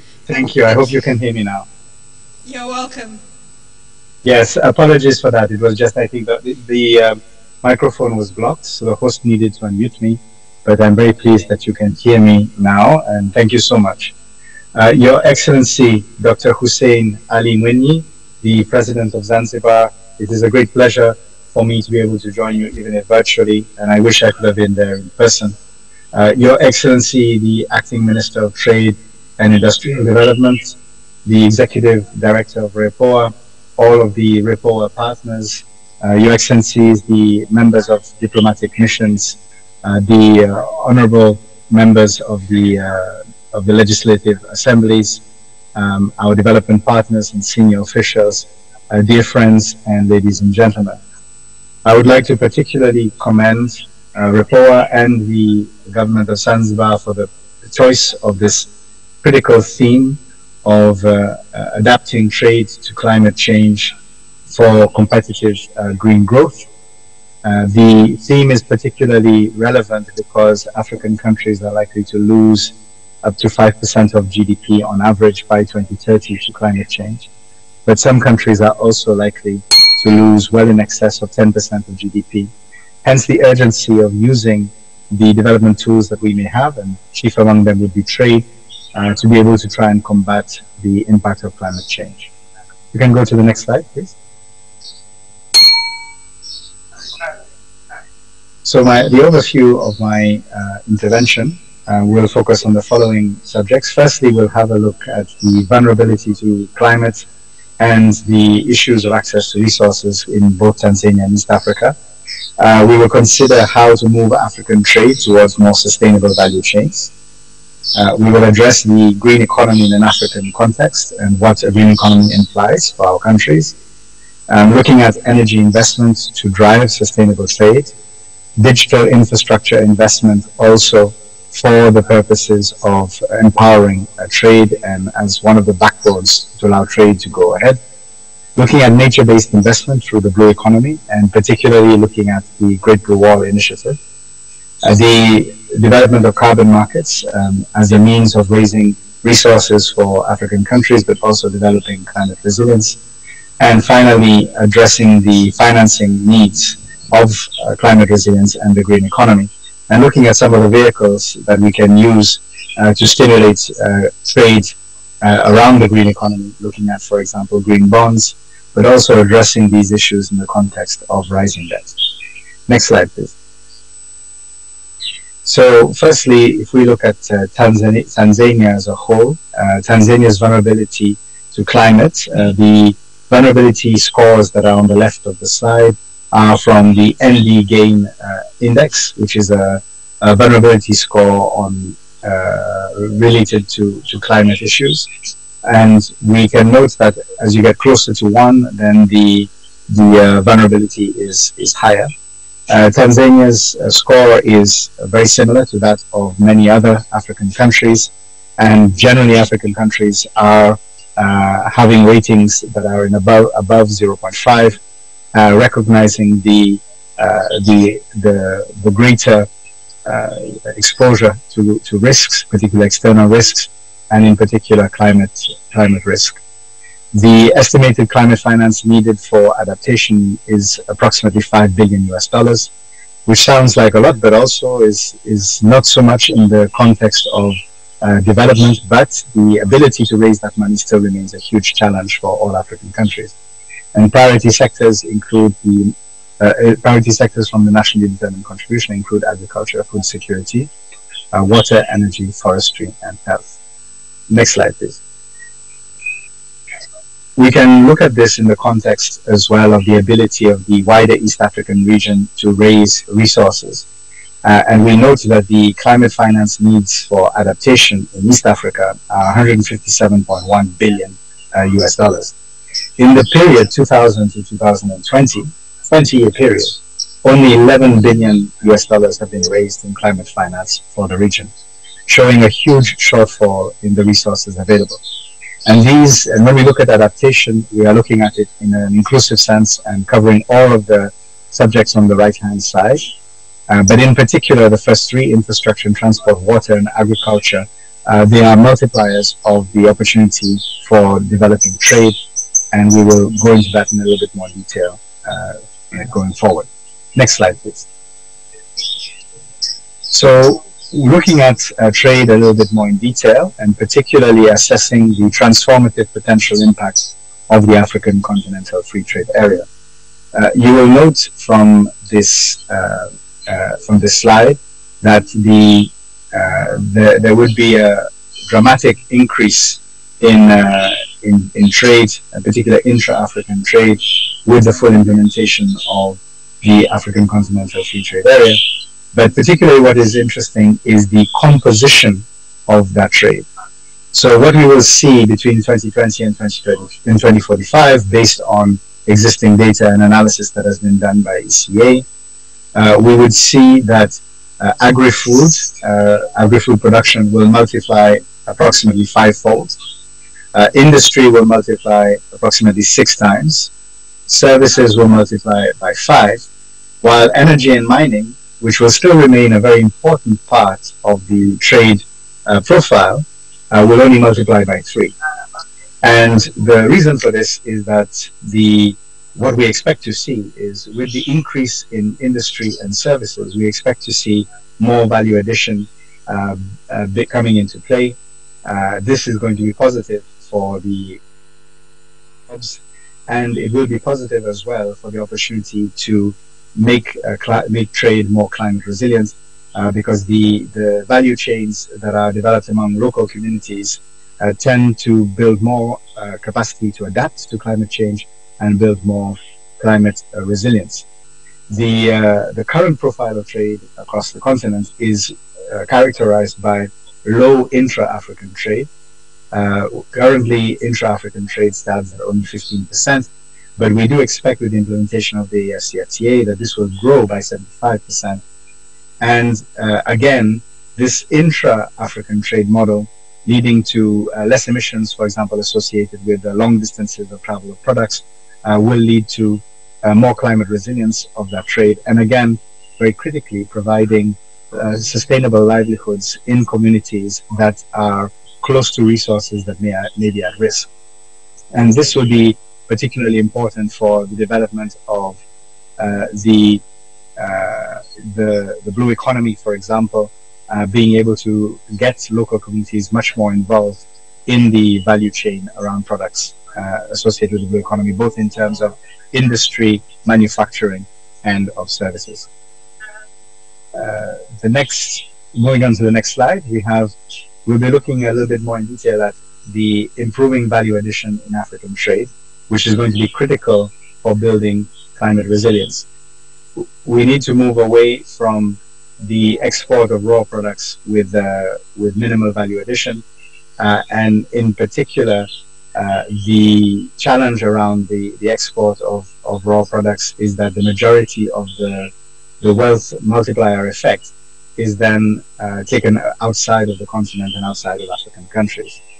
What we can see is that in the slide in the graph on the left, we can see the top African food importers and exporters for 2021, and we can see that Tanzania has an interesting position to play particularly as a food producer for the continent, in the context of the African Continental Free Trade Area.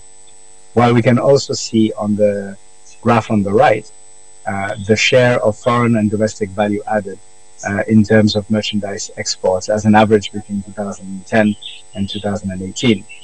Now, all African countries suffer from, and particularly when we compare with other more developed regions, suffer from a relatively low domestic value addition component. And this is an area that by focusing on, we can really help to address notably the creation of jobs, the ability to accelerate growth, and critically as well, improve the climate resilience. So I will now look at the question of a green economy and how do we deliver it in an African context. And these next slides are referring to case studies that the Economic Commission for Africa undertook in 2021. We have currently covered four countries, with 2 to be published in the next month, 2 additional ones. The 4 countries were Egypt, Kenya, South Africa, and the Democratic Republic of Congo. And we have studies for Senegal and for Cote d'Ivoire that will be published very, very shortly. And these studies looked at the relative opportunity of investing in green sectors as opposed to remaining on a business as usual scenario, which is heavily dependent on fossil fuels. And so we looked at all different sectors and the opportunity to adopt a green methodology or a sustainable methodology as opposed to retaining a business as usual. What we saw was extremely good returns on investment and extremely positive job creation numbers as well, relative from the green sectors relative to the business as usual fossil fuel intensive sectors. We saw that in Egypt, looking at electric vehicle infrastructure, for example, brought a return on investment in excess of 400%. In Kenya, investing in renewable energy, such as through biogas plants, will bring a return on investment of almost 300%. In Kenya, investing also in biogas plants would bring a return on investment of 400%. Electric vehicle infrastructure in South Africa will bring a return on almost 300%, while investing in the utility-grade solar energy production in the Democratic Republic of Congo would bring a return of almost 200%. The high returns were also, and I think very interestingly, visible in sectors which were very critical for adaptation. So even investing in nature-based sectors and also in agriculture did demonstrate a very good return on investment. Therefore, being if the right structure is in place, this can allow natural capital investments to happen, which bring returns for the private sector. But in some cases, there is some project preparation that needs to be done to mitigate some of the risk. But what we did see was, for example, in agriculture in Egypt, returns of almost 500%, where they were using solar-powered reverse osmosis irrigation and essentially using solar power to desalinate water for their agricultural products. In Egypt, we saw the use of, in Kenya, we saw the use of resilient seeds, meaning swapping existing seeds with seeds that had been proven to be more resilient to climate change, to be more resilient to heat changes, brought a return on investment of almost 300%. In the Democratic Republic of Congo, we saw that the return on investment from agroforestry, and particularly using, for example, cocoa, brought a return on investment of about 180%.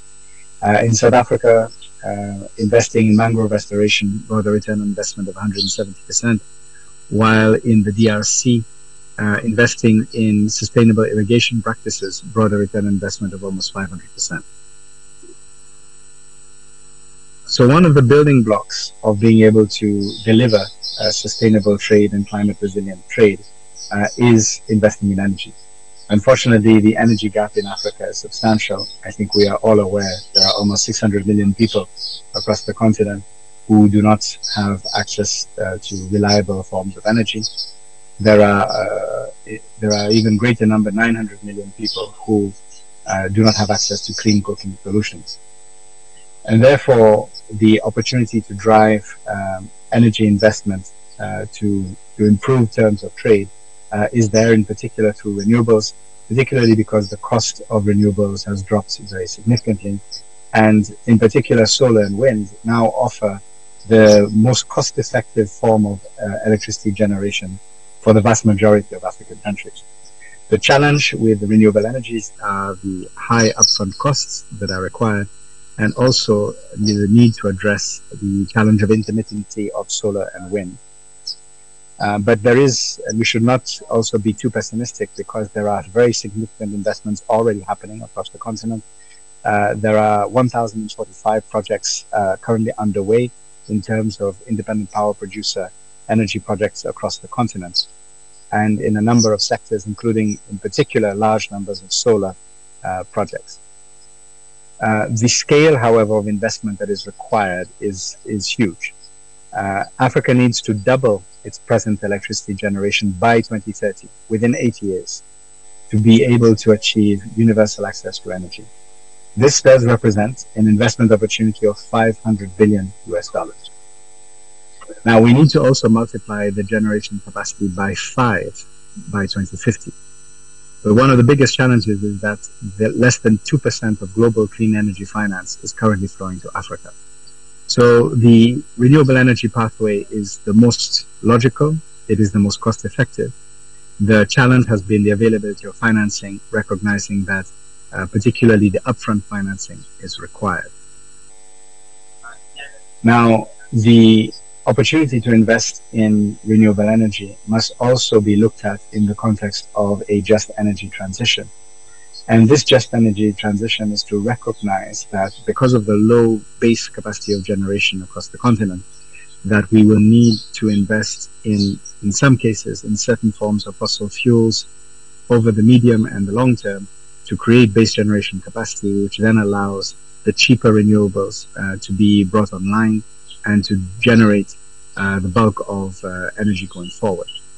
As part of the African Union Common Position on the Just Energy Transition, the renewable energy, solar, wind, geothermal, hydro, and biomass remain the bulk of the opportunity going forward, and particularly on the basis of having reliable, predictable, affordable access to energy. One of the big issues for African countries has been the volatility of energy prices. And with the right regulatory framework, renewable energy allows for price certainty, which is essential as well for investment and the development of trade. Natural gas has a huge role to play in this transition, because while it is a fossil fuel and it is polluting and it leads to greenhouse gases, it is among fossil fuels one of the least polluting. It is also an essential component of a wide range of economic activities. So it has a key role to play, for example, in the production of fertilizer. It will also be a critical part of the transition towards clean cooking solutions. And therefore, the likelihood of investing in natural gas and then having a stranded asset would be less than investing in other sectors. Natural gas will be a critical component, therefore, of creating the base generation which allows more renewables to come online. And as part of that, nuclear energy and green hydrogen will also be options for some countries, not necessarily for all, but will provide a base for the development of that capacity. Oil and coal, based on the cost of production, are expected to be a solution only in the medium term. The cost of oil and coal will continue to go up relative to other forms of energy. And therefore, new investments in these sectors are likely to become stranded assets. The pillars of delivering this this just energy transition are firstly the availability of financing, which, as I've already mentioned, is one of the key issues. The ability to pursue regional integration, and particularly regional power pools. The use of appropriate policies and regulatory frameworks to attract investment and provide predictability, and the availability of technology which is adapted to the African context. So another part of the backbone of investment in sustainable and climate resilient trade is also digital infrastructure.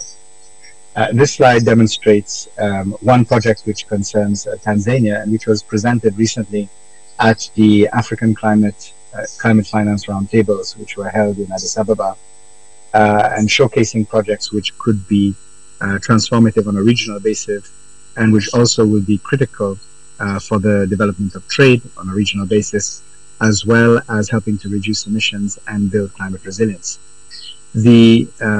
The extension of the national ICT broadband backbone is a means of connecting Tanzania with countries of the region, in particular Mozambique, and is one of the critical pieces of infrastructure which will, for example, facilitate digital payments, which are one of the key factors in a successful implementation of the African Continental Free Trade Area, and also in delivering the opportunities, for example, for startups and powering other forms of innovation using new technologies such as artificial intelligence. Moving on to other opportunities for climate resilient trade through the AFCFTA, I would like to touch upon what are called nature-based solutions for sustainable trade. And to demonstrate it, I will use the blue economy as a means of showcasing it, and in particular, the Great Blue Wall initiative. The Great Blue Wall initiative is an ocean-based response to the Great Green Wall, which is an initiative to build climate resilience by boosting the adaptive capacity of the natural environment, but linking this directly to the creation of livelihoods. There are three pillars for the Great Blue Wall initiative: the goal of achieving effective and equitable ocean conservation at scale, and this is linked to the goal of having 30% of the oceanic space under protection as a means of stopping biodiversity loss. And I would like to be clear that on this goal, the idea is not just to create marine protected areas and then shutting them off. It is really about looking at marine spatial planning in a way whereby marine protected areas contribute towards sustainable fishing sectors, empower local fishing entrepreneurs, and also create other forms of revenue generation, including through ecotourism.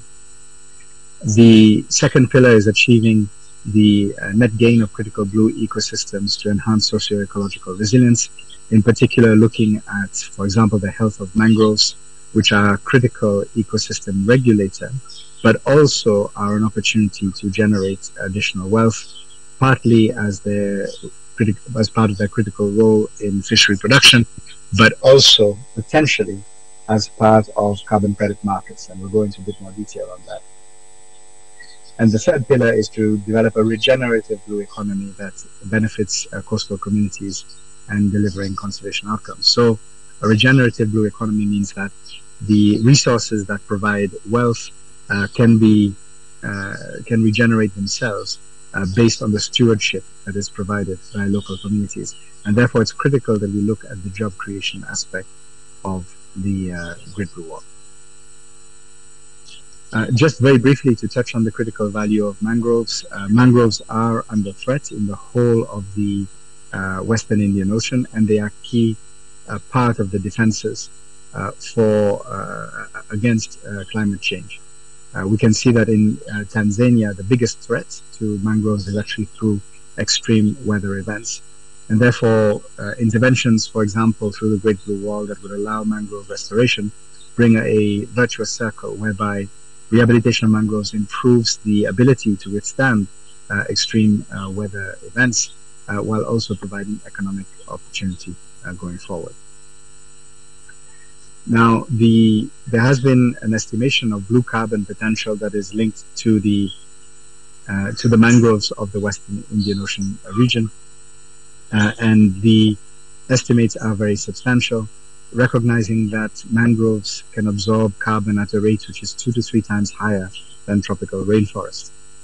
They will therefore play a critical role as climate regulators and can also, if properly managed as part of an informed blue economy strategy, potentially generate wealth through carbon credit markets.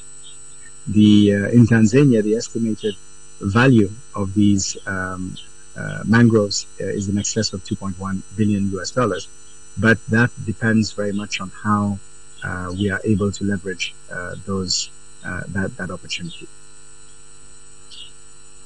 Now, the Great Blue Wall Initiative also looks to raise finance through innovations. And one of those innovations is the opportunity to issue blue bonds. And these could be done at subnational level, for example, at the level of the government of Zanzibar. It can be done at the national level if the United Republic of Tanzania would wish to issue a blue bond on the international market. And there is also the opportunity to develop a debt for climate adaptation swap or a debt for nature swap. So firstly, the opportunity for a blue bond is built around the principle that we can generate a lot more investment if we also involve the private sector in those aspects that generate returns. So it's not necessarily the whole part of the intervention that requires the private sector, but some parts can. And the Great Blue Wall Initiative has identified investments totaling $5 billion US. So very significant intervention and investment, but with potentially great returns. And these investments will be focused in particular around investments in the value chain around the fisheries sector, empowering local fishing entrepreneurs, coastal communities, to be able to make more use and better manage their catch. This includes investing, for example, in renewable energy for local communities, providing cold chain opportunities and processing opportunities. This is extremely important because the majority of industrialized fishing in Africa is actually dominated by distant fishing nations, quite often to the detriment as well of local communities. Through a well-managed and integrated system of marine protected areas, we can enhance the protection of the resource going forward, but also without necessarily reducing the fishing effort, we can achieve a lot more value from the same catch that is being caught by local entrepreneurs. And by particularly investing in the processing side, we can generate multiplier effects in terms of the opportunity going forward. So the idea of a blue bond, which as I said can be done either at the subnational, national, or even regional level, because one of the aspects of the Great Blue Wall is anticipating the opportunity to even issue a multi-country blue bond with large amounts of capital raised. And this can be invested through, for example, national development banks, and these national development banks can then provide concessional lending to entrepreneurs that would be investing in this value chain. I think this is of particular interest to Zanzibar, recognizing the great strides that are being made in the development of the blue economy, and particularly the valuation of the local resources around the ocean. And again, I would like to stress that the initiative does look at the conservation and sustainability aspects, but it does estimate that a large amount of the conservation goals can be achieved by empowering local businesses, because the overall impact of distant fishing nations is actually much higher than that from local fishing communities. And therefore, the ability to develop this capacity will be critical for a sustainable blue economy. The debt for nature swap component of the Great Blue Wall Initiative would allow countries to either cancel a portion of their debt or to refinance it on more concessional terms, with the savings from the cancellation or the refinancing to be reinvested in the value chain associated with the blue economy. And the debt for nature swaps model has been proven a couple of times. I myself, I am from Seychelles, and we did such an operation successfully in 2015. Most recently, about 3 weeks ago, Barbados was able to do a similar operation with great success and raising in excess of $200 million for investment in the blue economy. So we'll move to the next slide. Sorry. So the next slide is the role that carbon markets can play in multiplying the revenue that is generated from Africa's natural capital. We have estimated, based on work that we have done with an organization called Dalberg, we have attempted to look at what would be the opportunity using nature-based investments across the African continent to generate significant carbon credits. Now, one of the, and these would be the generation of carbon credits using what are called the voluntary markets, as opposed to regulated markets. So African countries, in some cases, have already accessed voluntary markets, but generally at a price which is $10 a ton or lower. This is not the ideal price, because if we are to benchmark the amount of carbon that needs to be sequestered based on the goals of the Paris Agreement, we would need a price of at least $120 per ton. But even if we were to implement a systematic approach to carbon credits across the continent, we would still be able to raise, even at $10 per ton, $1 billion per annum. We are very confident that with the improvement of capacity in developing carbon credit markets, and therefore also the improvement of integrity of the issuance of carbon credits, that we can gradually increase the price that is asked for the issuance of carbon credits across the continent. And if we were able to raise the price to $50 per ton, this translates into overall earning opportunity annually. It's a recurring figure, would be $15 billion per annum. Whereas if we were able to align with the Paris Agreement and achieve a price of about $120 per ton, we would be able to raise $82 billion per annum, accessing carbon credit markets. This is dependent on having a high integrity market, and one of the interventions that the United Nations Economic Commission for Africa is leading is the establishment of a regional harmonized registry for the issuance of carbon credits for countries of the Congo Basin. And we are already seeing, in terms of interest from potential investors, that this can lead to a dramatic increase in prices over time. And one of the main interests as well of carbon credit markets is that, if properly designed, can really channel resources into areas that have high impact on local communities. So, for example, if there is a project designed around the rehabilitation of mangroves, there can be an investment in the replanting of mangroves, the linkage of persons involved in that replanting, but also linking this to the development of the, let's say, the local fisheries capacity, and an investment that is aimed at reducing the overall emissions, so can calculate the emissions that are absorbed by the mangroves, but can also calculate the emissions that are saved by the development of a sustainable local fisheries processing intervention, for example, and generate investment to create that multiplier effect. Sorry, so the next slide. We are close to the end. It's just, it seems to have got stuck on this slide. Thank you. Very critically as well, investing in the right way through carbon credits can lead to very significant job creation. And one of the aspects that we have been looking at is that if you have the right project template, then it creates, then it is directly linked to the creation of livelihoods. And we have seen that with the right template, we could get in some countries up to 18 million additional livelihoods, and overall across the continent it can lead to an additional 167 million additional job opportunities and livelihoods. And we can go to the next slide. Now, one of the biggest factors in terms of improving climate resilient trade will be the availability of financing. And one of the stumbling blocks for African countries is the fact that private sector investment in climate resilience remains very, very low. It's only 14% of the total climate finance for Africa that has come from the private sector. And this is dramatically lower than other regions, as you can see in this comparison.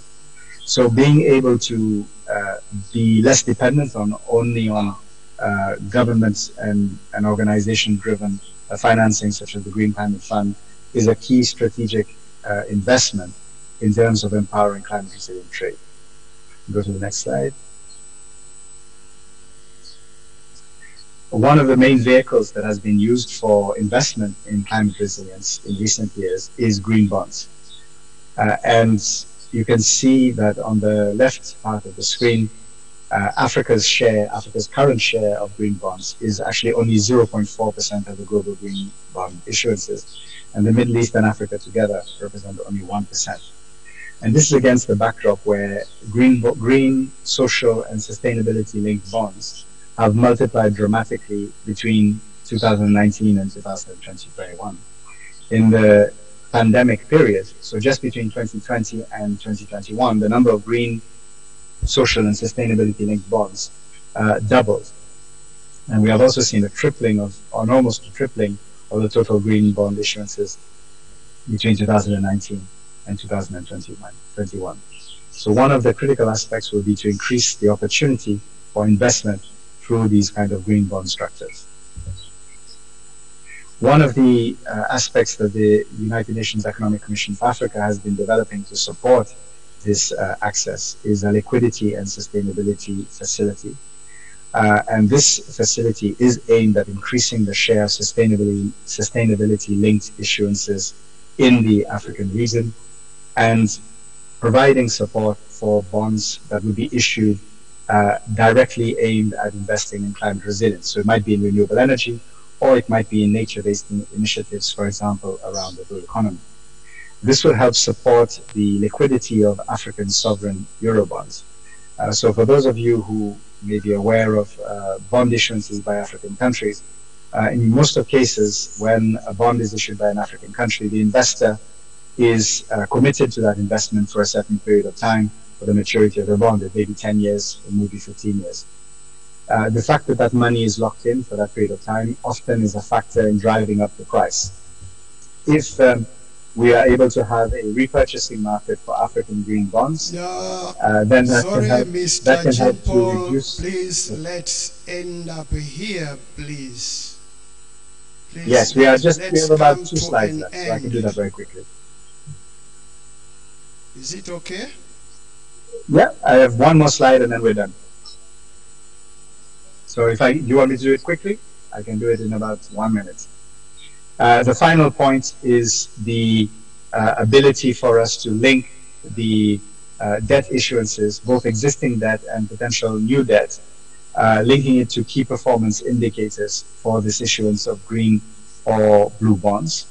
And the interest of using key performance indicators is to reduce the burden, the administrative burden of measuring for example, providing reporting on green finance indicators, and rather using indicators that are already in government budgets, or in many cases already in nationally determined contributions, and using these key performance indicators to track the finance that we hope to raise through debt and through green and blue bonds.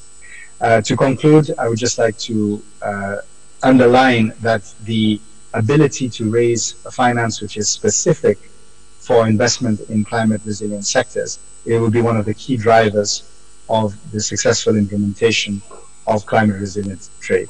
Thank you so much for giving me the opportunity, and we look forward to thank you indeed. Thank you indeed for your delightful and comprehensive keynote presentation.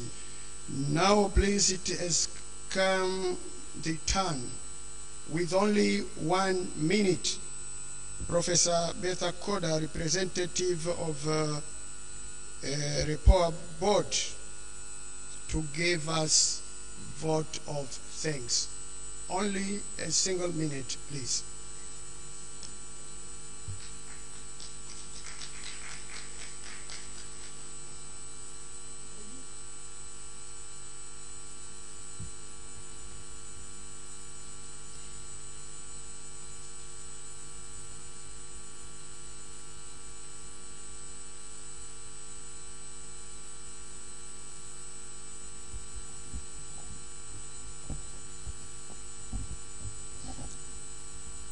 Mheshimiwa Daktari Hussein Ali Mwinyi, Rais wa Zanzibar na mwenyekiti wa Baraza la Mapinduzi, Mheshimiwa Spika wa Baraza la Wawakilishi, Mheshimiwa Katibu Mkuu Kiongozi, waheshimiwa wajumbe wa Baraza la Mapinduzi, Mheshimiwa mawaziri, Mheshimiwa Mkuu wa Mkoa, waheshimiwa wakuu wa wilaya waliopo nasi, waheshimiwa mabalozi na wawakilishi wao,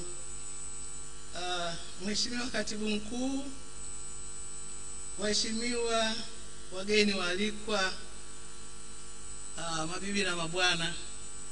Kazi yangu ni ndogo sana, ni kutoa heshima na shukrani kwa mgeni rasmi. Mheshimiwa Rais, umetupa heshima kubwa sana kuwa nasi siku ya leo, pamoja na kwamba tunajua shughuli zako ni nyingi sana. Kwa sisi Repoa ni heshima kubwa, na umepandisha hadhi sana washa yetu ya mwaka huu kwa uwepo wako, na nadhani waliochagua tufanye Zanzibar hawajakosea. Uwepo wako Mheshimiwa Rais unadhihirisha kabisa kwamba ushirikiano wa Repoa na Serikali ya Mapinduzi uko wa hali ya juu sana, na uwepo wako pia umedhihirisha kwamba tuna mengi sana ambayo tunaweza tukashirikiana sisi Repoa na serikali ya Zanzibar. Mheshimiwa Rais, katika hotuba yako umegusia mambo mengi sana ambayo yanaonyesha maeneo ambayo tunaweza tukatilia kipaumbele katika kufanya research zetu na kushirikiana na wananchi wa Zanzibar, hasa katika swala zima la kupambana na mabadiliko ya tabia nchi, lakini katika kutafuta mbinu za kukuza uchumi wa bluu na hatimaye kuleta maendeleo ya wananchi wa Zanzibar na wananchi wa Tanzania kwa ujumla.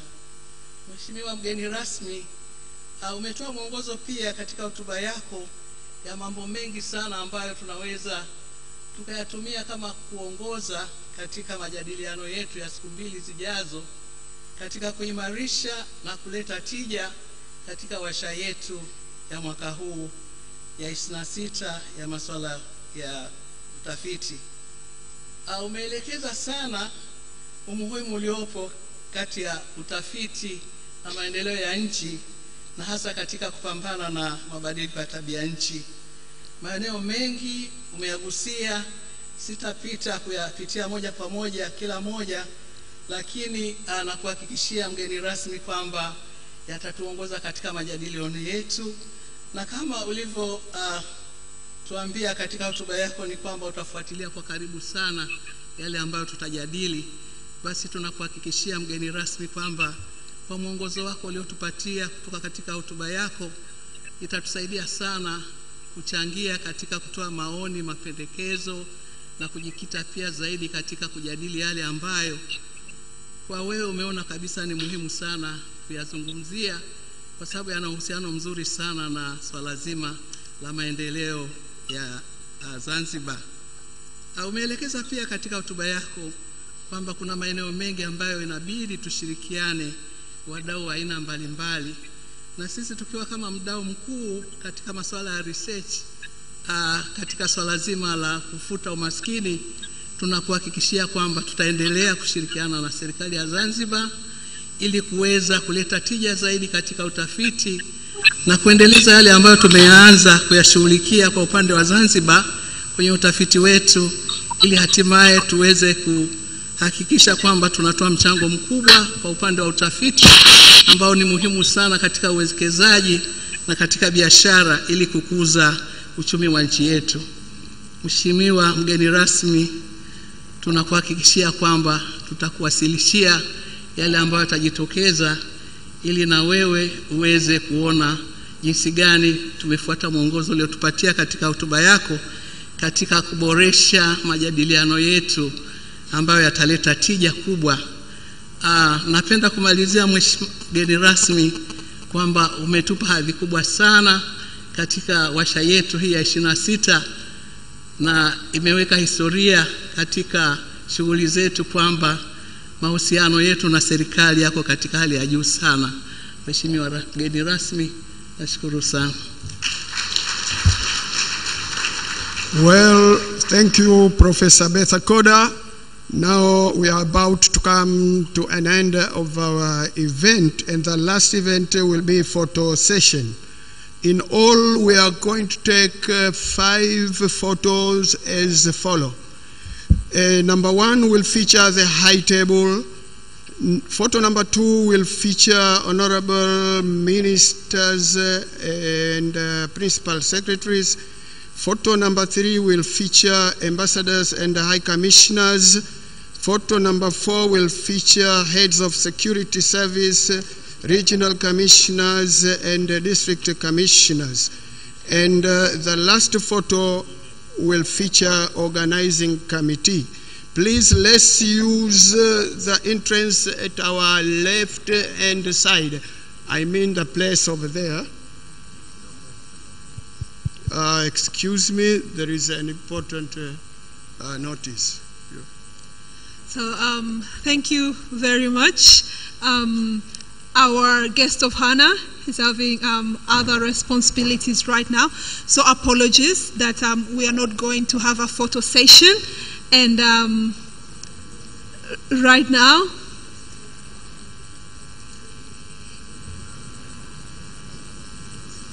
let's all stand up. And please, let's celebrate our president as he's going out. Thank you very much, Your Excellence President. Thank you. Another round of applause. Thank you very much.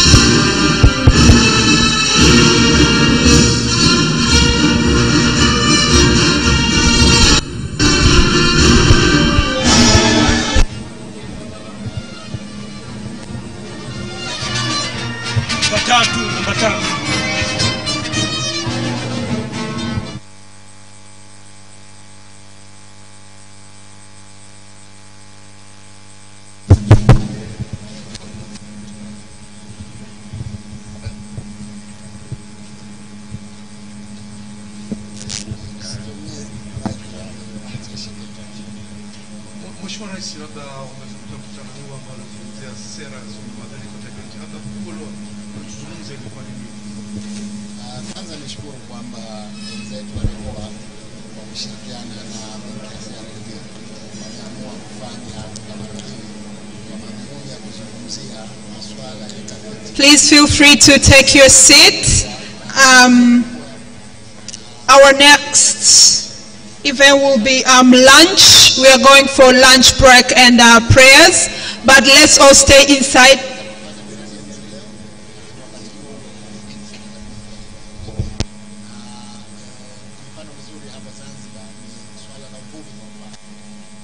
Tunataka kutumia uvuvi wa kisasa ili wananchi waweze kupata kipato, uchumi wa nchi ukue kupitia uvuvi, lakini wakati huo huo tusipokuwa waangalifu katika kudhibiti mazingira, mazalia ya samaki, unaweza ukajikuta kwamba umefanya maendeleo huku umeharibu sana mazingira, umeharibu tabia nchi, jambo ambalo litaletea matatizo siku za mbele.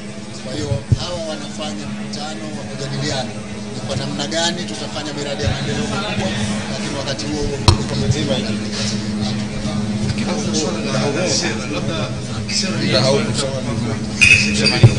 athari za tabia nchi zimeshatukumba. Ndio maana hawa ni watafiti, wanafanya tafiti, wanaleta matokeo ya tafiti serikalini.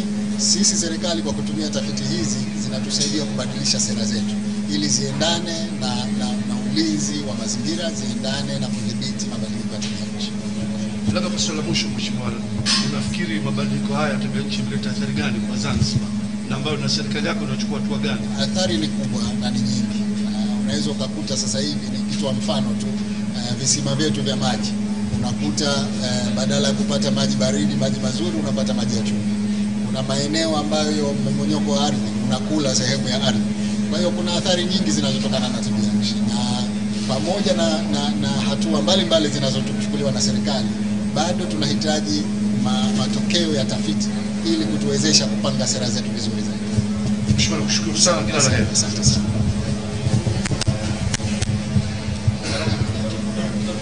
But Endelea.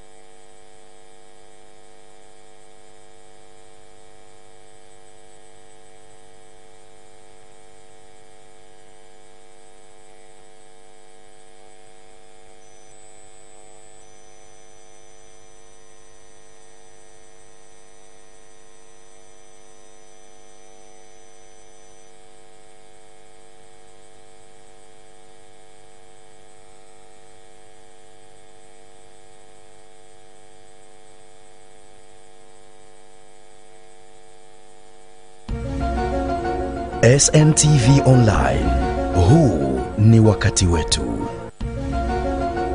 SNTV Online, huu ni wakati wetu. SNTV Online, huu ni wakati wetu. SNTV Online, huu ni wakati wetu. SNTV Online, huu ni wakati wetu. SNTV Online, huu ni wakati wetu.